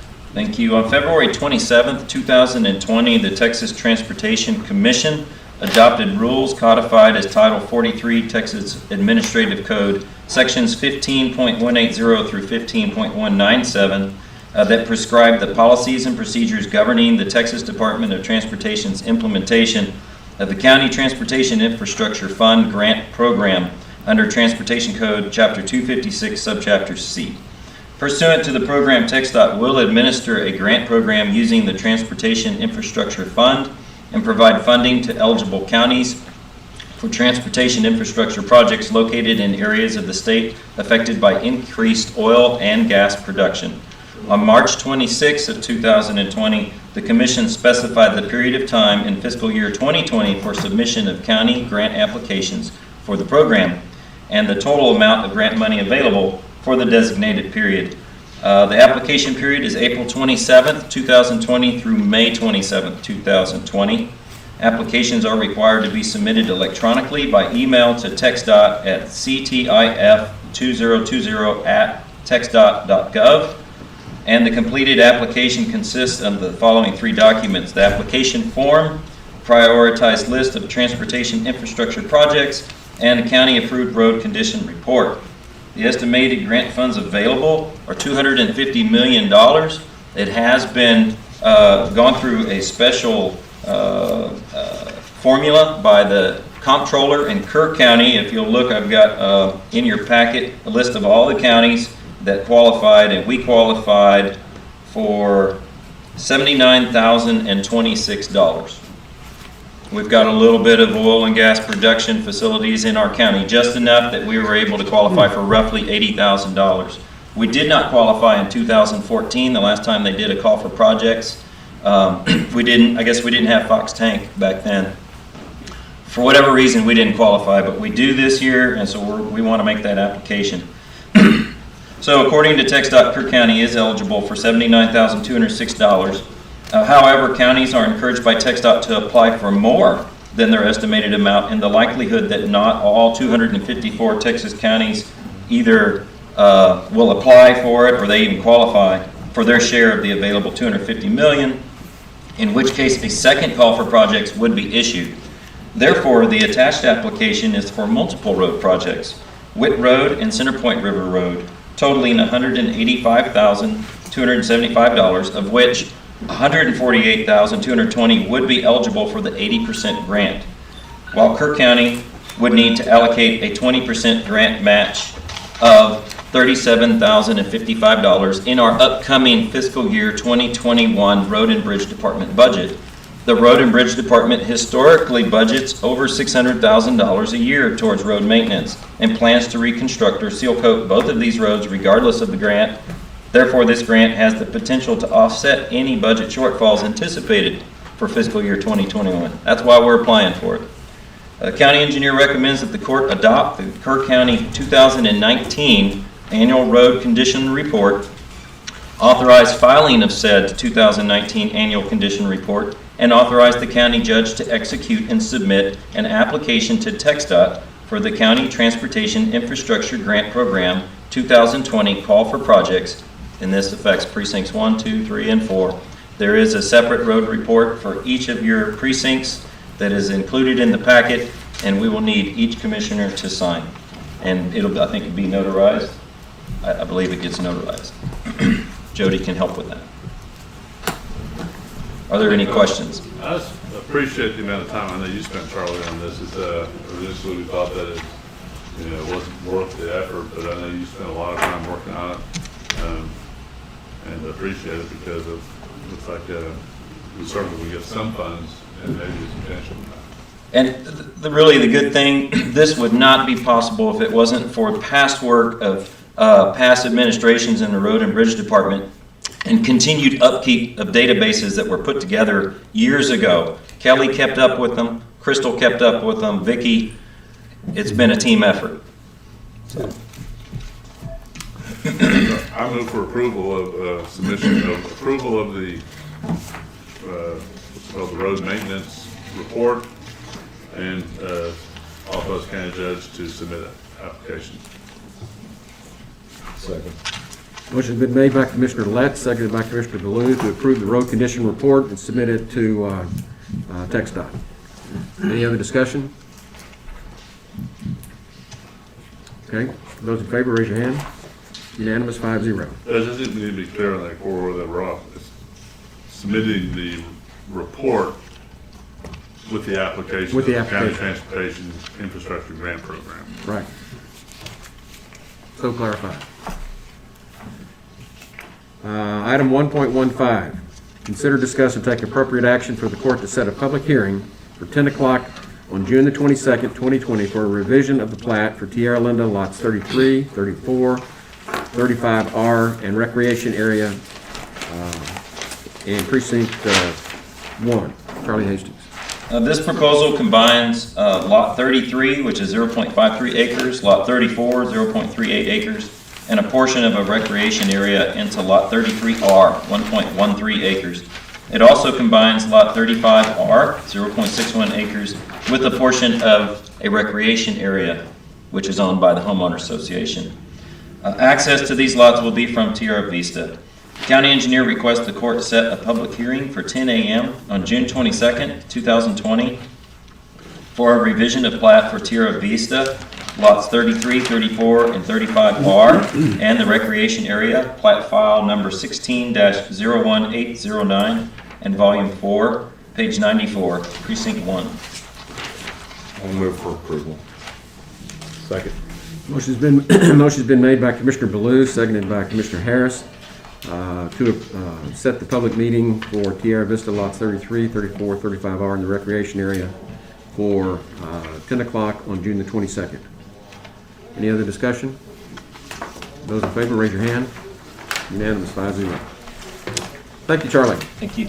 Let's go back to the regular agenda. We're on item 1.7. Consider, discuss, and take appropriate action regarding the mowing policy for Flat Rock Park. Mr. Moser. Thank you, Judge. A request has been made to not mow areas in Flat Rock Park so the wildflowers could flourish and the butterflies could be happy and things like that. I think it's a good request. The request was that none of the Flat Rock Park dog area be mowed inside of the circled pathway. And everybody has a map there of what we're talking about. It's in the dog park.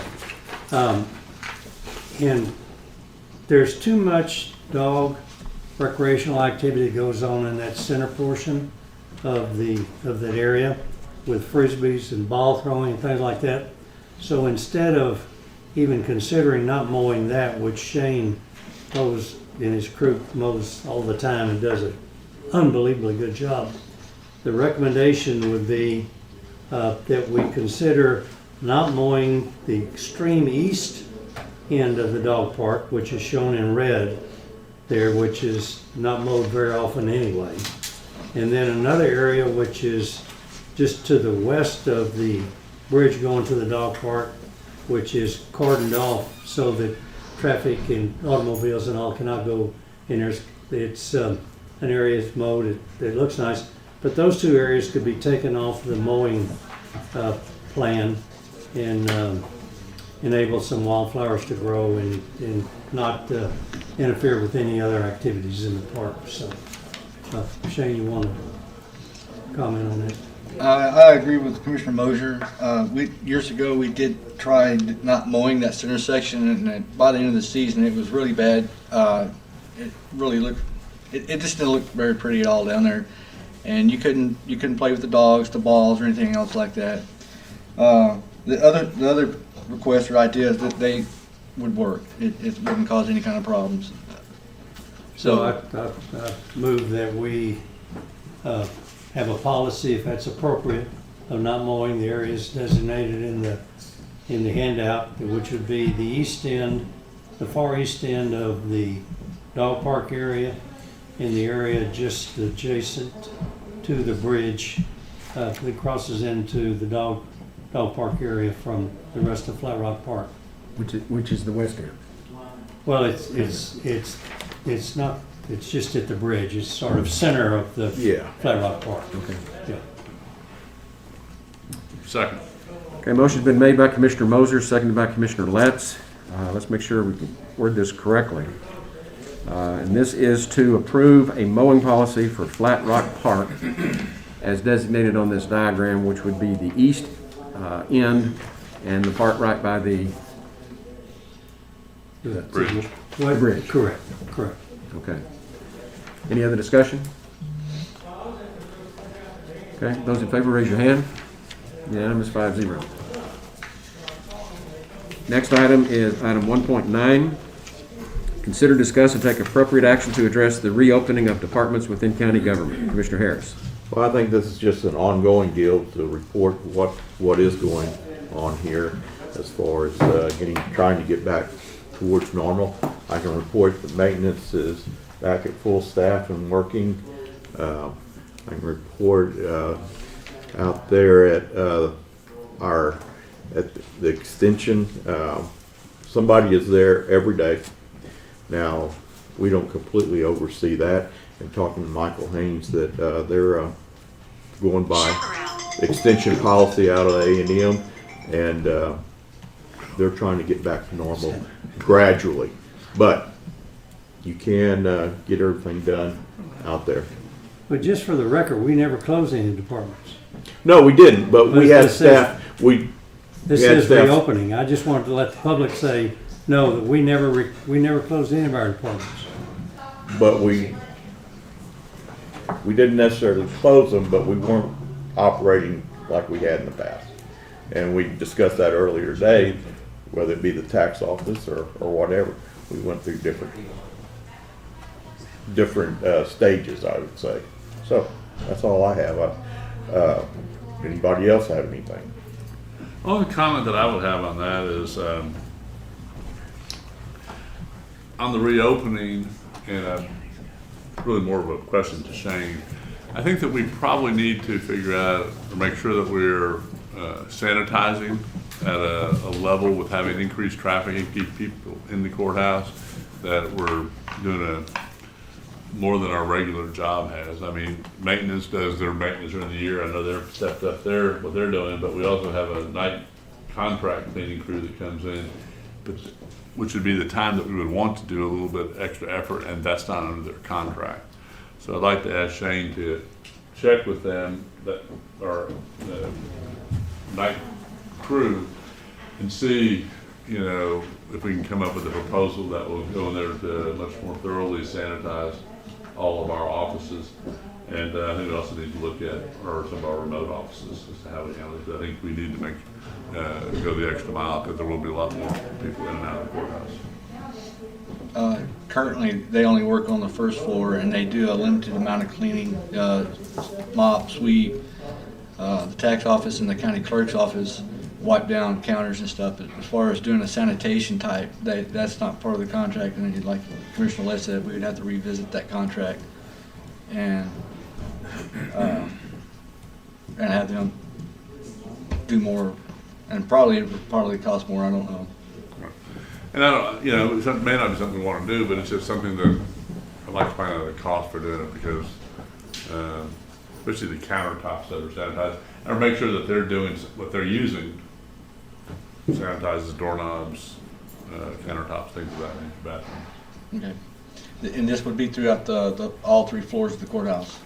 I think yes. I mean, I think that it's, we have a certain obligation to try to keep that. I would go along with that unless, this thing with the courthouse, the entire courthouse being some kind of a sanitized unit, self-contained, nobody gets in or out without being checked over, then there's no point. If they're going to force that on us, if that ends up really having to happen, then I say that's good enough. But anyway, let's have to find out what it would cost. We may not be able to afford it, but I think that we need to at least find out what it would cost to do a little bit more on the sanitization. But there's no action to be taken on that? No, there's not. Okay, thank you, Shane. Anything else? Well, I'd just like to, maybe next time, maybe we get some reports from different departments, whether it be the clerk's office, exactly what their policies are at this time, tax office, auditors, engineer. I know what everybody's doing. How are they manning their offices now? What are we doing? Getting back to work. It's probably a good idea for us to at least kind of take an inventory of where we are with all of our offices. Without a doubt. Yeah, I mean, I visited with the district clerk, and it was open last week, all week. And just so the district clerk's office. I don't know the county clerk's told me that she's open. The county clerk's open. Tax. Right. Well, that's good to know. Doors were locked for a while, but I can get better dates next week if y'all prefer a report. I think Veterans Service has been open. They've just been working remotely, but they're doing everything that they can. I think it's good to bring it out to everybody, actually where we're at. County attorney, Office is open. his office, everybody's manned. We're manned on a rotating basis, but everybody's working remotely if they're not in the office. Okay. Yeah, that's it. Yeah. It'd be a good thing to, maybe for our Lisa Walter to do a press release that the courthouse is open and all departments are open. The only difference in my office is that we're not taking cash. Any hot check payments can be made online or over the phone, and that's not become a problem at all. And I think we still may be some adjustments, and well, there are adjustments in every office as to how we do business, but we are open. We are, but we'd just like to know how they're open. Who's in the best position to go around and check and get the footnotes as to, you're working part of your office remotely, not taking cash? That's a good explanation. Exactly. It'd just be kind of nice to know that, where we are, so we can at least tell the public what's open and how we're open. And how we're open. And the times that we're open. That's the reason for me putting it on there each week and see if it changes from week to week. Good to know. Well, I don't want to put the sheriff in charge of that. No. The only thing I have is, like I said earlier, it's causing us an issue out here in the hallway drastically for parts of one office. They're wanting part of their office conduct to be done out here in the hallway. One office is opening 8:30 to 11:30 and then not again until 2 to 4:30. And that makes them stack up from noon to 2 sitting out here in the hallway. And I know none of us can tell an elected official what to do or how to do it. I've told y'all that several times myself, I think. But we do need And I guess technically the county judge is in charge of the courthouse because it's never been relinquished by court order to the sheriff. That's the way the local government code reads, I believe. So. What do you want me to sign? I just need, I need offices to do their business inside their office and to open it up to as many as possibly can be in their office during that time to keep it from being cluttered out here in our hallways and that. I've ordered this morning some of the little footstep, the distancing, the 6 foot that I'll have coming in that we can place in the hallways and that help with the social distancing. But we need to do business in our own offices, not in the hallway, making it hard for everybody else. Sheriff, probably the best way for us to get a good inventory of where we are with regard what's open at the courthouse and when it's open. Could we ask you to work with your bailiffs, the three deputies we have assigned to the courthouse? They're probably in the best position to know because they're in the courthouse, they're on all floors. Just to kind of be able to give us a report. Actually, right now, Judge, I only have one, because I have 2 openings, if y'all recall, and that's making it harder. I'm having to assign other people over here. I'd rather y'all work just with the elected officials on what their manpower status is. I don't know, and I don't know which ones they're sending home. I heard some were working half days, some were working 3 days a week. That I'm not concerned. I'm more concerned about the actual activity in the court. What we'll do is I will work with our court coordinator and we will send an email out to all the departments and all the elected officials individually. So we get individual responses back, not a thread, individual request, so that we can report back to the public how the courthouse is open. Okay. I'll do that. It's time to implement the burn ban again. Item 1.10, consider, discuss, and take appropriate action on the implementation of the burn ban. I move we implement the burn ban per policy. Second. I notice there was no hesitation from anyone on that one. Motion's been made by Commissioner Letts, seconded by Commissioner Harris to implement the burn ban. Any discussion? Those in favor, raise your hand. Unanimous, 5-0 with an exclamation mark. Item 1.11, consider, discuss, and take appropriate action to determine whether to allow the retail fireworks permit holders to sell fireworks to the public in celebration of Memorial Day beginning May 22nd and ending at midnight on May 27th of this year. I'll make a motion we authorize the sale of fireworks for Memorial Day as presented in the resolution. Okay, motion's been made by Commissioner Letts, seconded by Commissioner Ballou to approve the sale of fireworks for Memorial Day weekend as indicated. Any other discussion? Those in favor, raise your hand. Unanimous, 5-0. Okay. Back over on the regular agenda is 116, the presentation. Let me ask a quick, go back to 112 if you will. We approved the court order on all the bridges and the letters to be sent. Do we need to say an authorized judge to send that letter? That's a draft.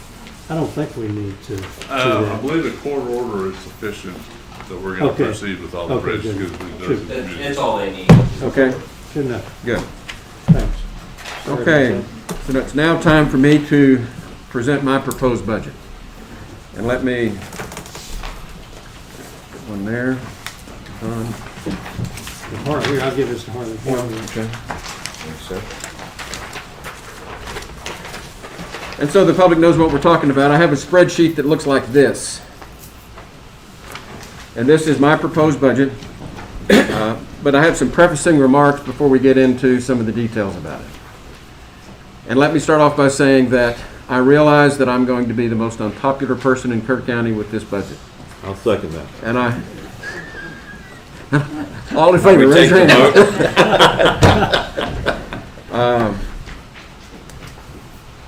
For the public's benefit, I went back and surveyed the last 15 years of our fiscal budget. The fiscal year runs from October 1 through September 30. And so I went back 15 years, and we have had deficit budgets 13 of those 15 years. We had one that was a surplus budget, and one that was what I call almost balanced budget. It was within $146 of being a balanced budget, so that's, as far as I'm concerned, that's balanced. But we have a pattern, and I think it's a dangerous pattern, of deficit budgeting. I particularly focused on the last 3 fiscal years. And I focused on those because I had the opportunity to observe 2 of them sitting out there in the blue chairs, and I had the privilege, if you call it that, of sitting in the black chair last year and actually experiencing the budget process. In the fiscal year 17-18, we had a deficit budget of $1.3 million. The following year, in fiscal year 18-19, we had a deficit of $2.48 million. Last year, fiscal year 19-20, we had a deficit of $2.7 million. So as we prepare this budget, I start off with a $2.7 million budget carryover from last year. That's a deficit. If I average those 3 years, we're averaging $2.16 million deficit budget per year for the last 3 years. And personally, I find that unacceptable, especially in this crisis, this economic destruction that we're experiencing, which is the worst that any of us have ever seen in our lifetimes. So we got to start somewhere, and I know it's going to be painful, but we have to start somewhere. And so, while some of my recommendations may appear to be drastic, it's a place to start because we're going to have to figure out a way to get a handle on this budget. I liken the budget, and I mentioned this last year in the budget process, to the game of musical chairs. Everybody remembers musical chairs. Well, when the music stops, somebody doesn't have a place to sit. And if this COVID-19 pandemic is not music stopping, I don't know what is. It stopped us dead in our tracks. It stopped the economy. And we have to respond to it aggressively. We can't just keep doing the business as usual, or as we like to refer to it here at the court, the budget culture. We have to change that culture. So one of the things that I want to do is, if you look at my budget, the way I approached this budget was with one overarching principal guideline. And that is, what is it that we have to do as a county? What is a mandatory function of the county? If we have to do it, if it's constitutionally required that we handle the justice system, which it is, then we have to handle it, and we have to fund that. But if it is not mandated, either by Constitution or by statute, then I call that optional funding, not mandatory funding. So I tried to make a distinction between what was mandated and not mandated. And I'm proposing that we defund the non-mandated services that the county provides. We just went through this essential and non-essential services analysis for the pandemic. I want to approach it along those lines. There are things that are absolutely necessary, they're required, and they're mandated. And then there are those things that are not mandated, non-essential, discretionary, or optional. And that was the litmus test that I used in putting together this proposed budget. I think it's important that we as a court refocus on the difference between mandated and non-mandated services, especially when we're going to have the types of problems that we're going to have with the budget this coming year. And we need to prioritize what's mandated, and we need to very, very carefully look at what is discretionary or optional, and if we have money available, we can consider doing that. A very good example would be, like we were talking about today, recycling. Recycling is a good thing. Everybody likes it. But it is not essential. It's not something that the county has to do. And so that would be a victim of what I would propose to defund in this year's coming budget. So that the public has an idea, because I know the commissioners are looking at the spreadsheet, I have put together a budget that will be $11,144 short of being balanced. I call that an almost balanced budget. That's as close as I can get. I don't know what it's going to look like at the end of this process, but that's where I want us to start. And I took a 10-step method to do this. And again, this is controversial, and it will be cussed and discussed, I can assure you, probably many times. But number one, I'm proposing that we eliminate non-mandated services. That's the first thing we need to do. Number two, I propose no new hiring. Number three, no salary increases. Number four, no COLA. Number five, cut the non-recurring capital expenses that we had this past year, which included the airport, animal services, and IT. We had capital projects in all three of those, to the tune of about $900,000. But then, with regard to our capital purchases this year, which are mainly the sheriff's office for vehicles and road and bridge, I think there's some equipment and there's also some road construction. I propose that we finance that rather than pay cash. Last year, we paid cash for all of it. This year, we don't have the money. I'm making that proposal for a couple of reasons. It allows us to spread out the payment for these capital items over 3 years. I want to do it on a 3-year certificate of obligation. And anybody that knows me knows I hate certificates of obligation. But I'm recommending that we do that rather than lease them. Because what we're trying to do is take into consideration our effective tax rate and what we consider in establishing effective tax rates. And I've worked with the tax assessor collector on this, Bob Reeves, as well as the auditor, that if we pay for these vehicles out of the budget, that goes into M&O, maintenance and operations. And that's used to establish what the effective tax rate is. If we finance it, it goes into P&I, principal and interest. And that is not considered as part of the effective tax rate. So this will give us some advantage in being able to do this. So we're not only amortizing the payment over a 3-year period, we're also trying to protect our ability to fund and raise funds to operate the county government. And then number 8, my 8th principle is we have to add the new property values from our tax rolls. And that would be Hobby Lobby, Harbor Freight, Aspen Dental, Cane's Chicken, all these new properties in town. We get to add that revenue, the tax revenues off of those new properties, into the revenues in this budget. Now, 9 and 10, as far as the steps in my method, I'm proposing that we have use the same tax levy as last year, and then we have, I assume that we use the same tax rate as last year. So that's what I've done. And as we go forward, we'll talk a lot more about the details.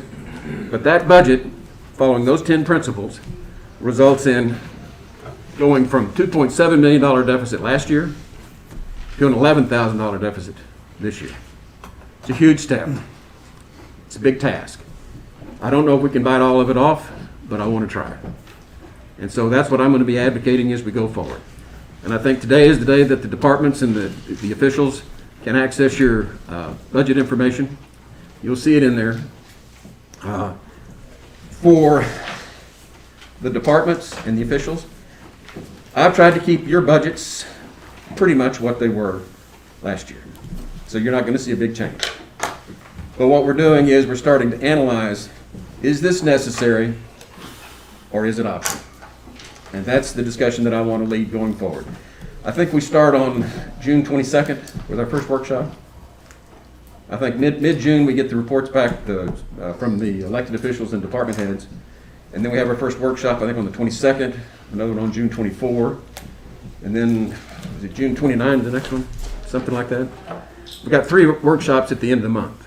And so between now and then, I know there's going to be a lot of talking. There's going to be a lot of questions. There's going to be a lot of pulling of hair and gnashing of teeth. I understand this. But we have to start somewhere. It's going to be painful. We're going to get through this. As I say, we're going to get through it together, shoulder to shoulder, 6 feet apart, and we're going to try to balance a budget. Judge, I got something to say, and I want to share in your unpopularity, I guess. I want to challenge. We have a lot of our elected officials. We have several in here. We have several department heads and what have you. And I would challenge y'all to cut it another 10%. We're not asking you to cut salaries or anything else, but additional cuts I think are needed. None of us have missed a check. There's a lot of people out there, our neighbors, community people, that have missed checks. Absolutely. And by God, we can cut a little bit more. I've had one department head already come to me planning on doing that before this was even brought up, and I praise them. So I challenge the rest of you to come up with some cuts. We can wipe out that, sir? Are you suggesting 10%? Take a look at your own budget. Let me finish it. 10% reduction over what the judge has laid out here is it suggested, or 10% over last year? Again, yeah, what Yeah, he's laid out, what he's laid out. No. So what he's done here. then Take it another step. Another 10%. He's not gonna look at some of the discretionary stuff that maintenance has that maybe Shane can cut back a little bit. Or what Charlie has in engineering, maybe he can cut back. Well, Charlie's my hero. He got me $80,000 I didn't know was coming. I know. He's the one that already came up volunteering immediately to make extra cuts. But I'll challenge the rest of them to do the same. I have a, I don't know if you're finished as well. Go ahead. One, I applaud the judge for taking the approach, because I think it's something that we've needed to do a long time, is look at this. I differ with him a little bit on 2 points, really. One is 13 out of 15 years we had a deficit. How many of those years, I don't know the answer to this, but I will ask the auditor, how many of those years did we actually have a deficit of the year? Most of them are, we didn't. Right. In Because other of the words, way, they started looking like it didn't end up that way. and the reason is it's because of the way we budget. So the thing that, to go with a truly balanced budget, which I think is the right way to go, we need to look at some of our fundamentals of how we budget. How you And one of estimate them the budget, is right. employees. I've talked to. And I agree, Right. because most of it is from unfilled positions. Right, unfilled position, and I think that the way you get there is look historically at how much is coming out of that employment pool. It goes back into our budget. Take that and say we take 95% of the total salary and we budget that amount. You put the difference in the contingency or something like that. I talked to, the city does it by putting, I think, 5% in the contingency fund, so that there's a little bit of leeway as to how it goes. It might be a little bit of work on the auditor's office because of having to do transfers around, because we never know where the openings are going to be. But I think that that is part of the process. The other thing that I think we need to do is we need to take a hard look at our longevity policy. It has cost us a lot as we're going forward. It was created, I don't know how many years ago, probably 15 years ago or so. And the reason was to stop turnover. And it did a great job. It really slowed it down in almost all departments. The problem is that that automatic increase I don't know where the salary breakdown is, but somewhere in the, $60,000, $70,000, those employees making more than that, all of a sudden that automatic increase every 3 years, that's really kicking these salaries high. At the lower end, it's probably more important, but I think we need to look at that part of it. The other thing is looking at capping some of our grades. I think we did it, but then we quickly gave exceptions to our policy. So I think that we need to look at that policy as well. So I think those are the things that I think that we need to look at. Other than that, I think it's I welcome going through it and really evaluating what programs we should and shouldn't do. And let me say that this is painful. There's no question this is painful.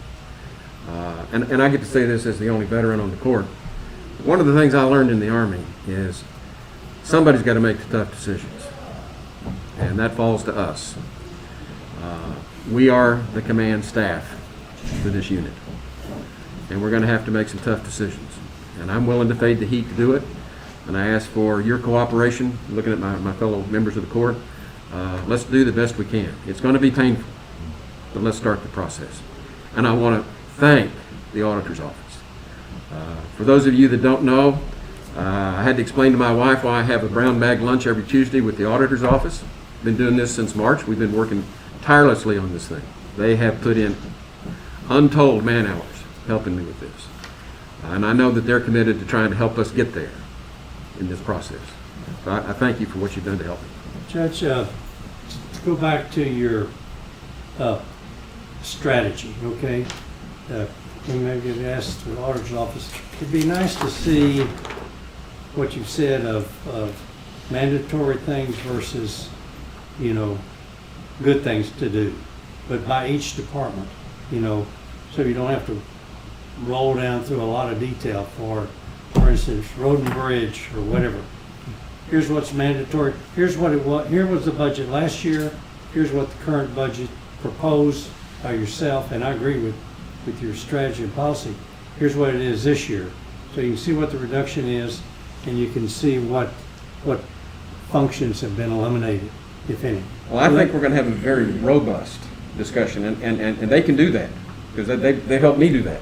Right, okay, And well, I'm we can just get that saying, information shared. If you could get that to the commissioners, that would be very helpful. Just so you could kind of Sure. do a apples and apples last year, this year proposal. Without doubt. And what's eliminated.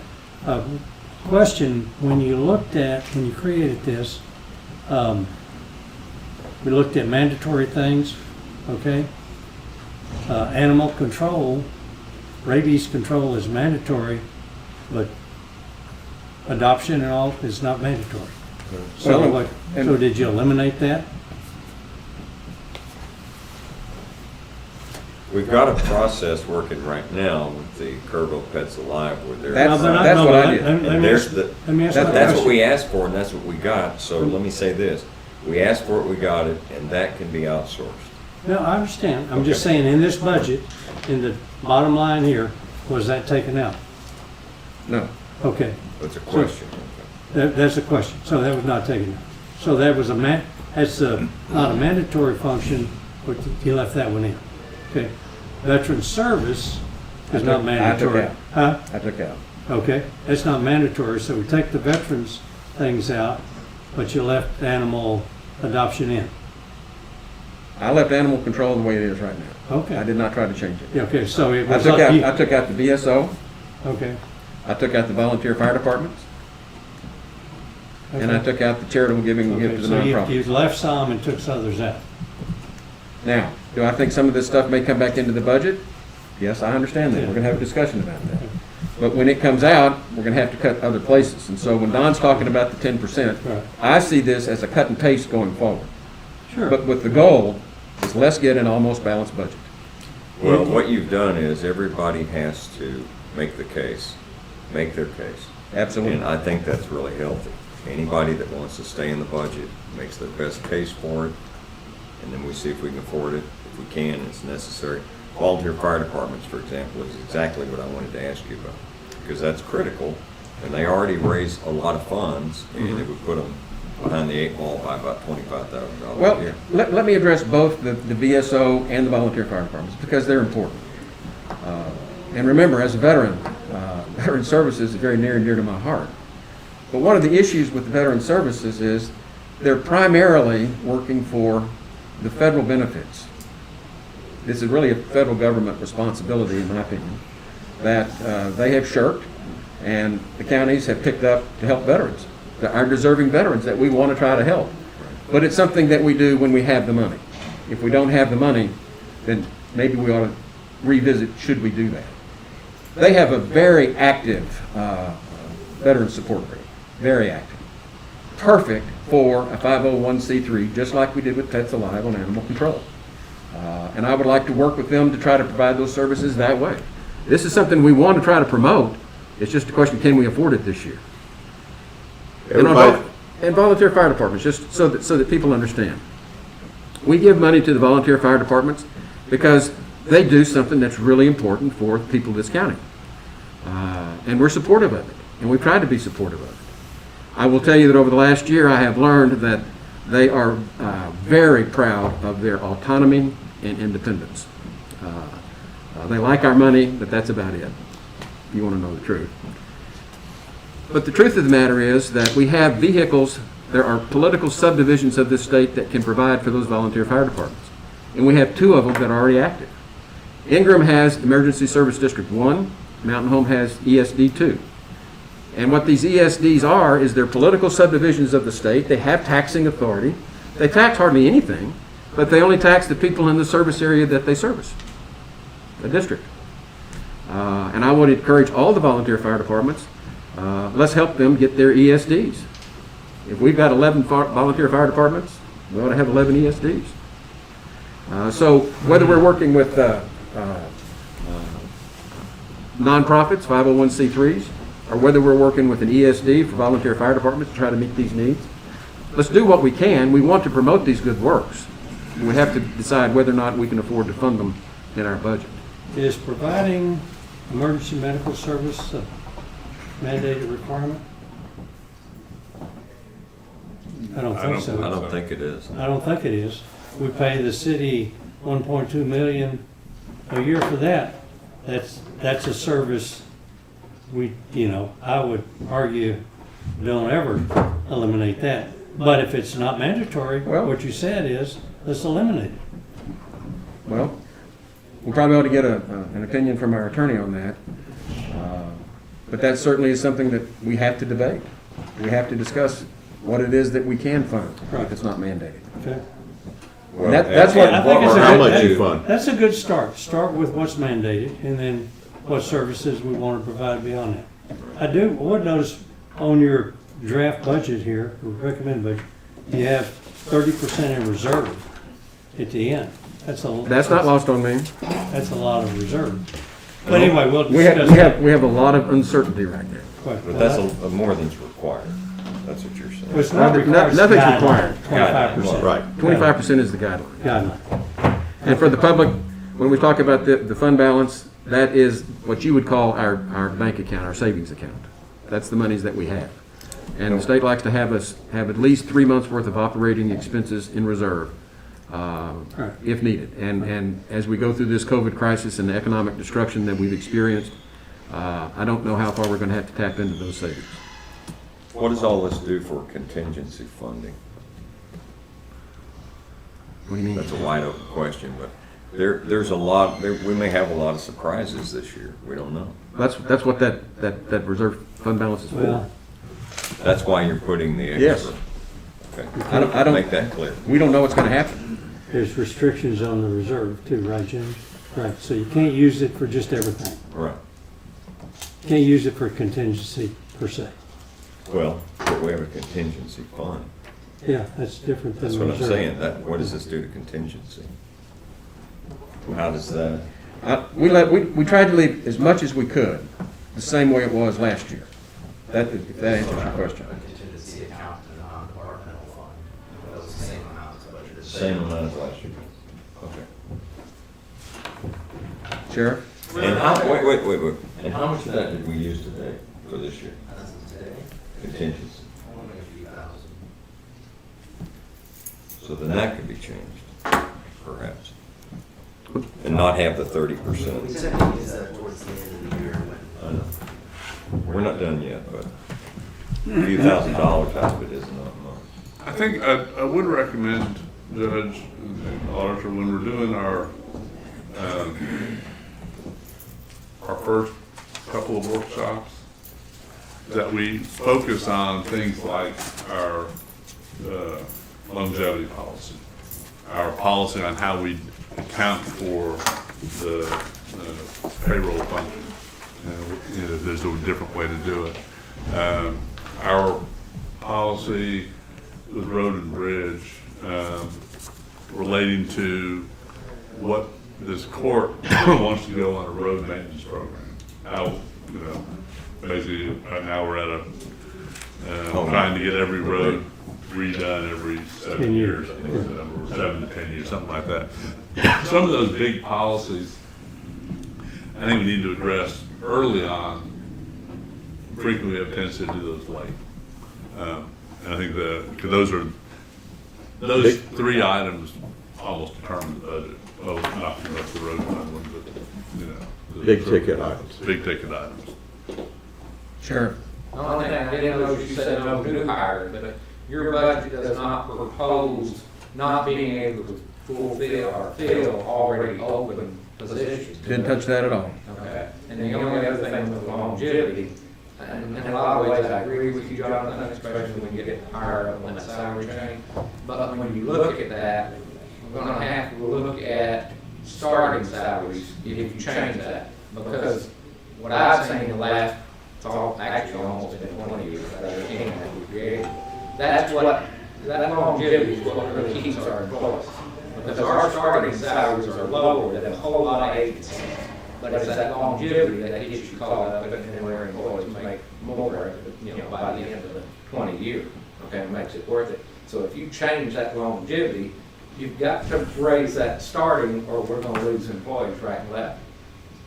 Because they just don't. Yeah, I agree. I mean, I'm not saying we get rid of it, I say we need to look at it and modify it possibly. And by the way, I've heard that for many years. Is that borne out? You know that to be true? Yes, You've I do lost know. employees Yes, I've lost, yeah.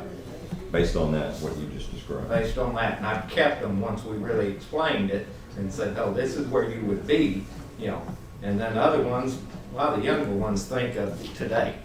Okay? Sure. Yeah, this is my salary right now. I'm gonna go quit and go over there because I'm making more, and then they don't realize that, hey, that longevity, 6 years, you'll be making a whole lot more here, okay, if you stay in the benefit.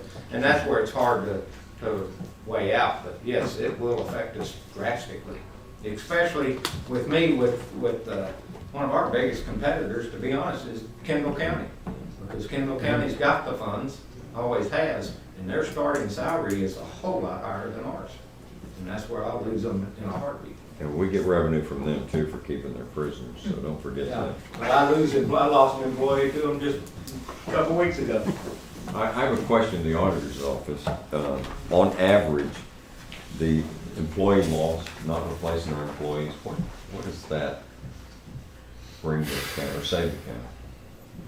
I don't know about, you can argue whether it's a savings or not, because I used to Well, say it's that and not I'd get in trouble, Yeah. because you got, so when we looked at last year's budget, it was about half of what the overage, or what we ended up, the difference between the budget and where we ended up, about half of it could have been attributed to salaries. Unfilled positions. Unfilled position, thank you. And for the public, sometimes it takes us a month or two to fill a position. And we budgeted for a salary for those 2 months that we don't spend.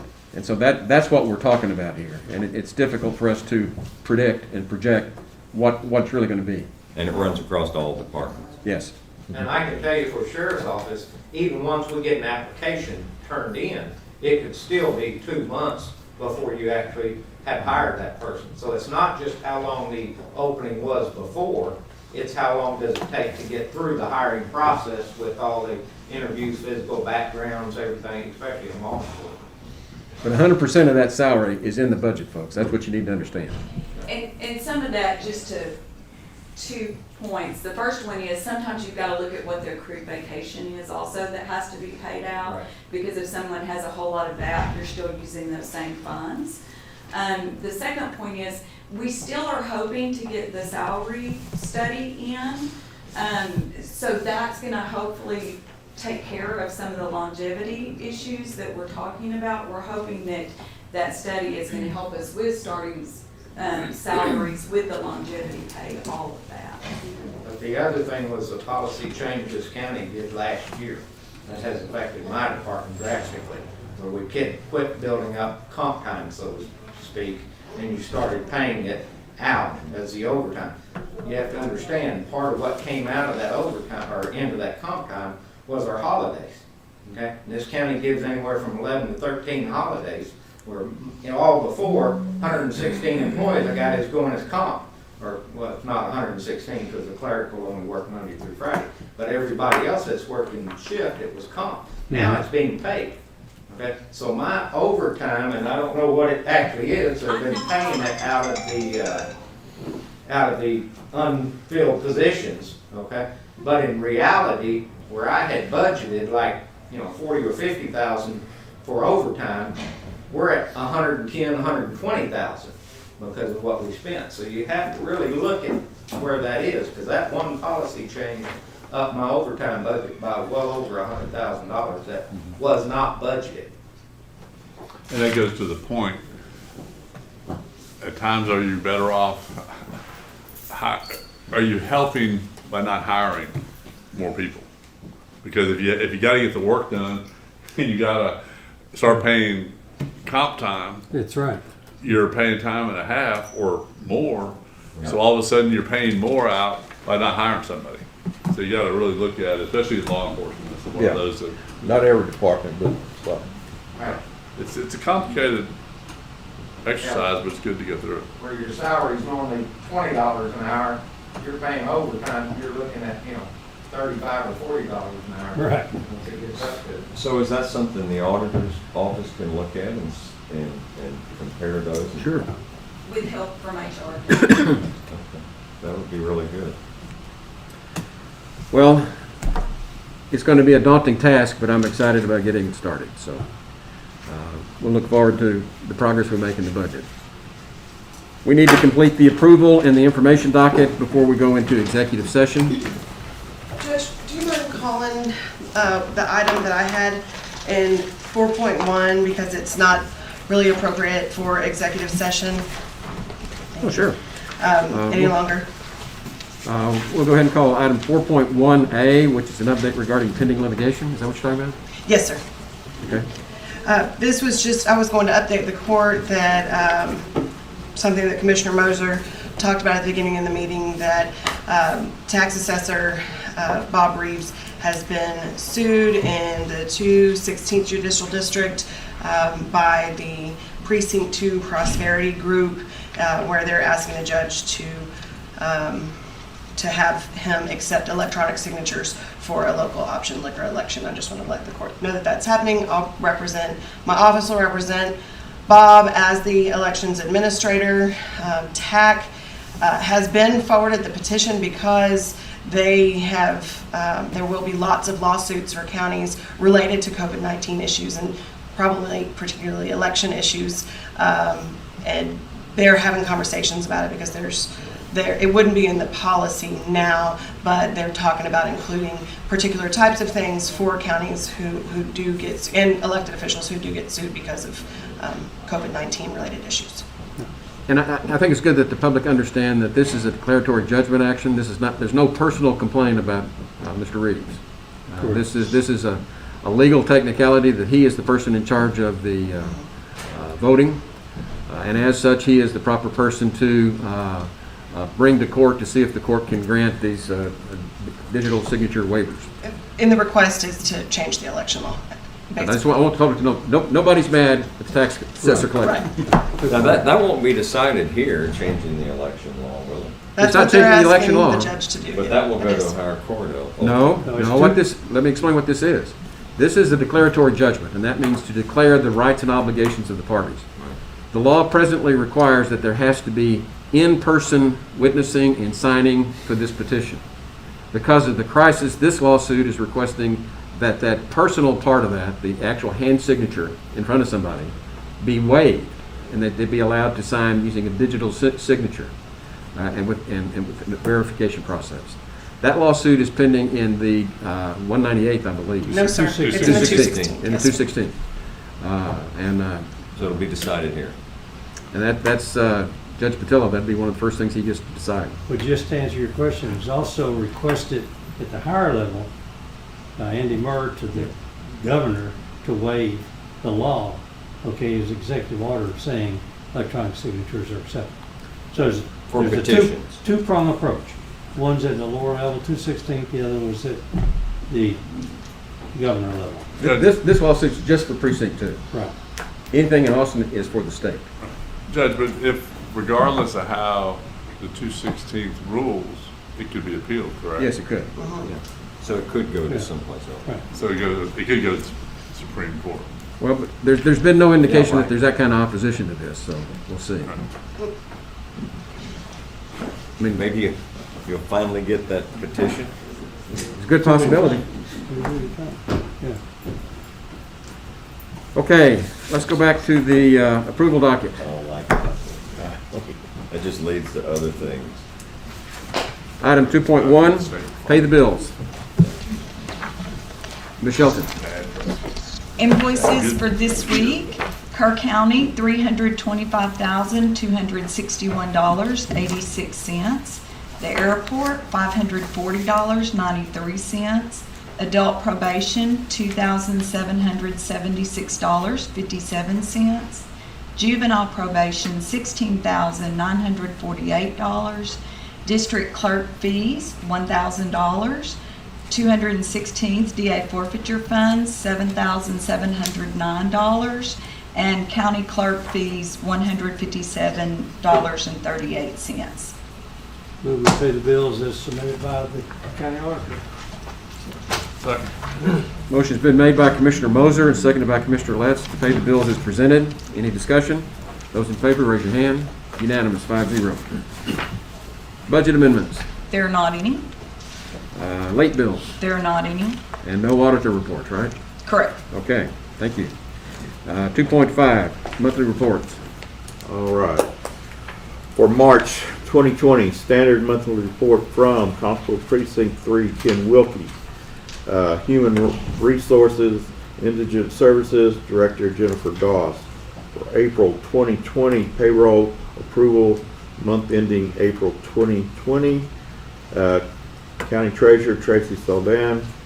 Standard monthly reports from Constable Precinct 1, Tommy Rodriguez. Constable Precinct 2, Kyle Snyder. Constable Precinct 3, Ken Wilkie. Fines, judgments, and jury fees collected for JP2, J.R. Pone. District Clerk, Dawn Lance. County Clerk, Jackie J.D. Dowdy. And Environmental Health, OSSF Monthly Activity Report, Director Ashley Batters. I move for approval. Second. Motion's been made by Commissioner Harris, seconded by Commissioner Ballou to approve the monthly reports as reported. Any discussion? Those in favor, raise your hand. Unanimous, 5-0. Court orders, 2.6. Yes, we have the court orders from our May 4th meeting. Court orders 38069 through 38074. All be in order. Move for approval. Second. Motion's been made by Commissioner Letts, seconded by Commissioner Ballou to approve the court orders as presented. Any discussion? Those in favor, raise your hand. Unanimous, 5-0. Information agenda, 3.1, status reports from department heads. I actually thought I was done with the Okay, this is Shane Evans. Yep, this is Shane Evans, the maintenance director. I thought I was done with making the COVID shields for all these offices. I've been approached by the adult probation to make 11 more shields for their office areas. And then also the district courts for the judge, witness stands, and some of the other courtrooms to make COVID shields for their offices as well. So I'll start on those as soon as I can get the plexiglass to do it, I guess. Thank you. Any other department head reports? 3.2, elected official reports. Sheriff?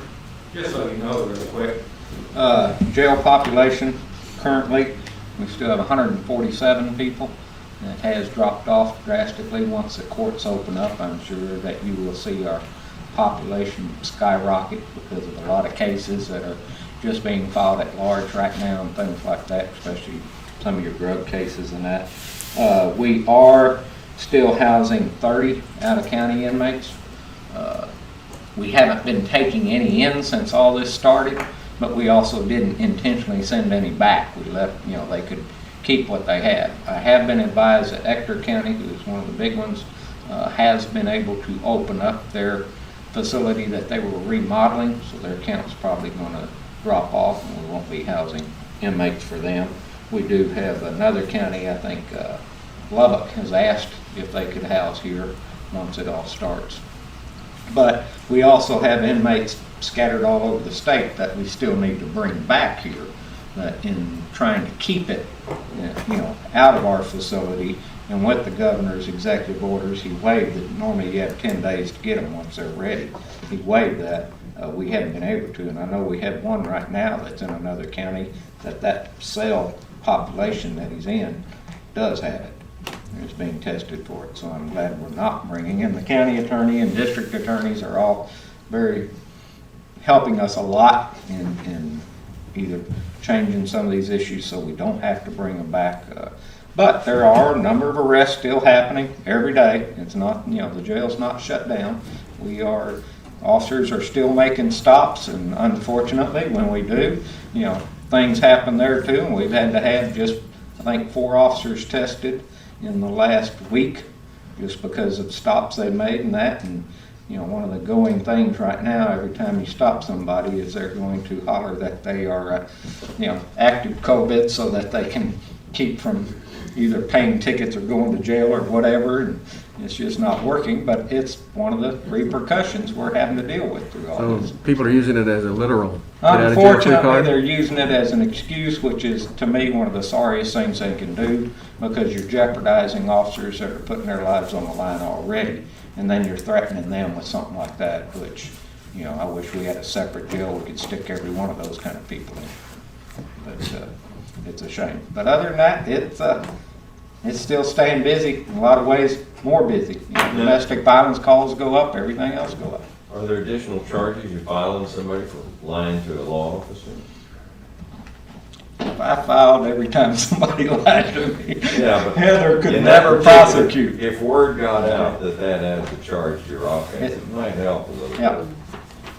Well, it's not doing them any good too, I can promise you. Well, I hear you Okay? that. Well, Sheriff, let me say That's where we're that at. we're proud of the way you run the jail. Well, no, we've got some very dedicated employees out there that are coming to work in this atmosphere day in, day out, and they're doing a remarkable job, is all I've got to say. I think they deserve a lot once this is all over. But I think our entire community does. I think we've done well. We have, That's it. we really have. But let's not get complacent. Okay, 3.3, Liaison Commissioner Reports. Anything? I can tell you that Historical Society's, the commission's not gonna meet for a while, so. They keep putting it off, so. Their summer camp is off. Just so Couple of- everybody knows. At least they're not Hysterical Society. They are now. Oh, they're that close. Couple of things for public session on KEDC. There's a new board member which will represent from the Chamber of Commerce, Rachel London is the new member with Walt Koenig having left. And their budget that they're going to submit is going to be less than last year because of some other changes associated with their relationship with Chamber of Commerce. So, and then there's some other things in executive session on KDC that Jonathan and I can report on. Their budget request was 37.5? Yeah, something like that. 37.5 Yeah. Down from 50. Yeah. Okay. They'll submit that. Right. We're getting ready to break to go into executive session, and I want the public to understand that what we're going to do is we're going to take a 5-minute recess, and we're going to allow our IT people to turn off the video and turn off the sound because those are not public. And then when we come out of executive session, if we have any business, we'll take a recess so IT can set back up to resume the videotape on YouTube and get the sound back. Judge, if I may, let me mention one other liaison thing on Veteran Service Officer. We talked about it. The agenda item was a report on the operations on the Memorial Day service. That's a 2-month activity in which they plan to do that in light of COVID. It looked like it was not going to be possible to get all the color guards and everything like that. So they'll report on it to come back at the next session with a recommendation if that's appropriate. If we have a Memorial Day service, it'd be greatly reduced in scope, maybe just a speaker, and that's it with the gathering, but it won't have all the other wreaths and everything else associated like we normally do. So anyway, just a heads up on that. Well, everything's modified because of COVID. Right. Okay, so with that, we're going to go and take a recess. I'm going to bang the gavel, and YouTube process will stop, and then we'll resume when we come out of executive session. So we'll take a 5-minute break.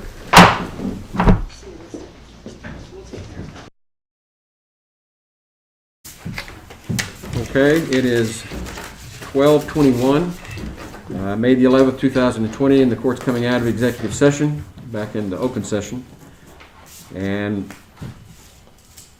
Item 4.2, personnel matters, as per section 551.074 of the Government Code. The agenda item is 4.2A, consider, discuss, and take appropriate action regarding Veteran Services Office staffing. Commissioner Moser. Thank you, Judge. I make a motion that during the absence of the Veteran Service Officer, for an extended period, that the Deputy Veteran Service Officer, which is a part-time employee, become full-time at least through the end of this fiscal year. Second. I didn't even miss you. I apologize. I'm sorry. That's okay. Go home. So a motion's been made by Commissioner Moser to hire Jennifer Sanchez as a full-time replacement for Marty during her military service. I second it. Okay, and seconded by Commissioner Ballou. Any further discussion? Is there an effective date on that? No, No. just in her absence at least through the end of this fiscal year. Okay? There is, and it will be communicated to the HR, but we can't talk about it here. So, and I would point out to the public that this is going to have a net savings to us of about $7,300. So this is financially prudent for us to do. Thank you. Very good point. Yes. So with that, any further debate? If not, those in favor, raise your hand. Unanimous, 5-0. Is there any other business before the court today? There not being any, we are adjourned.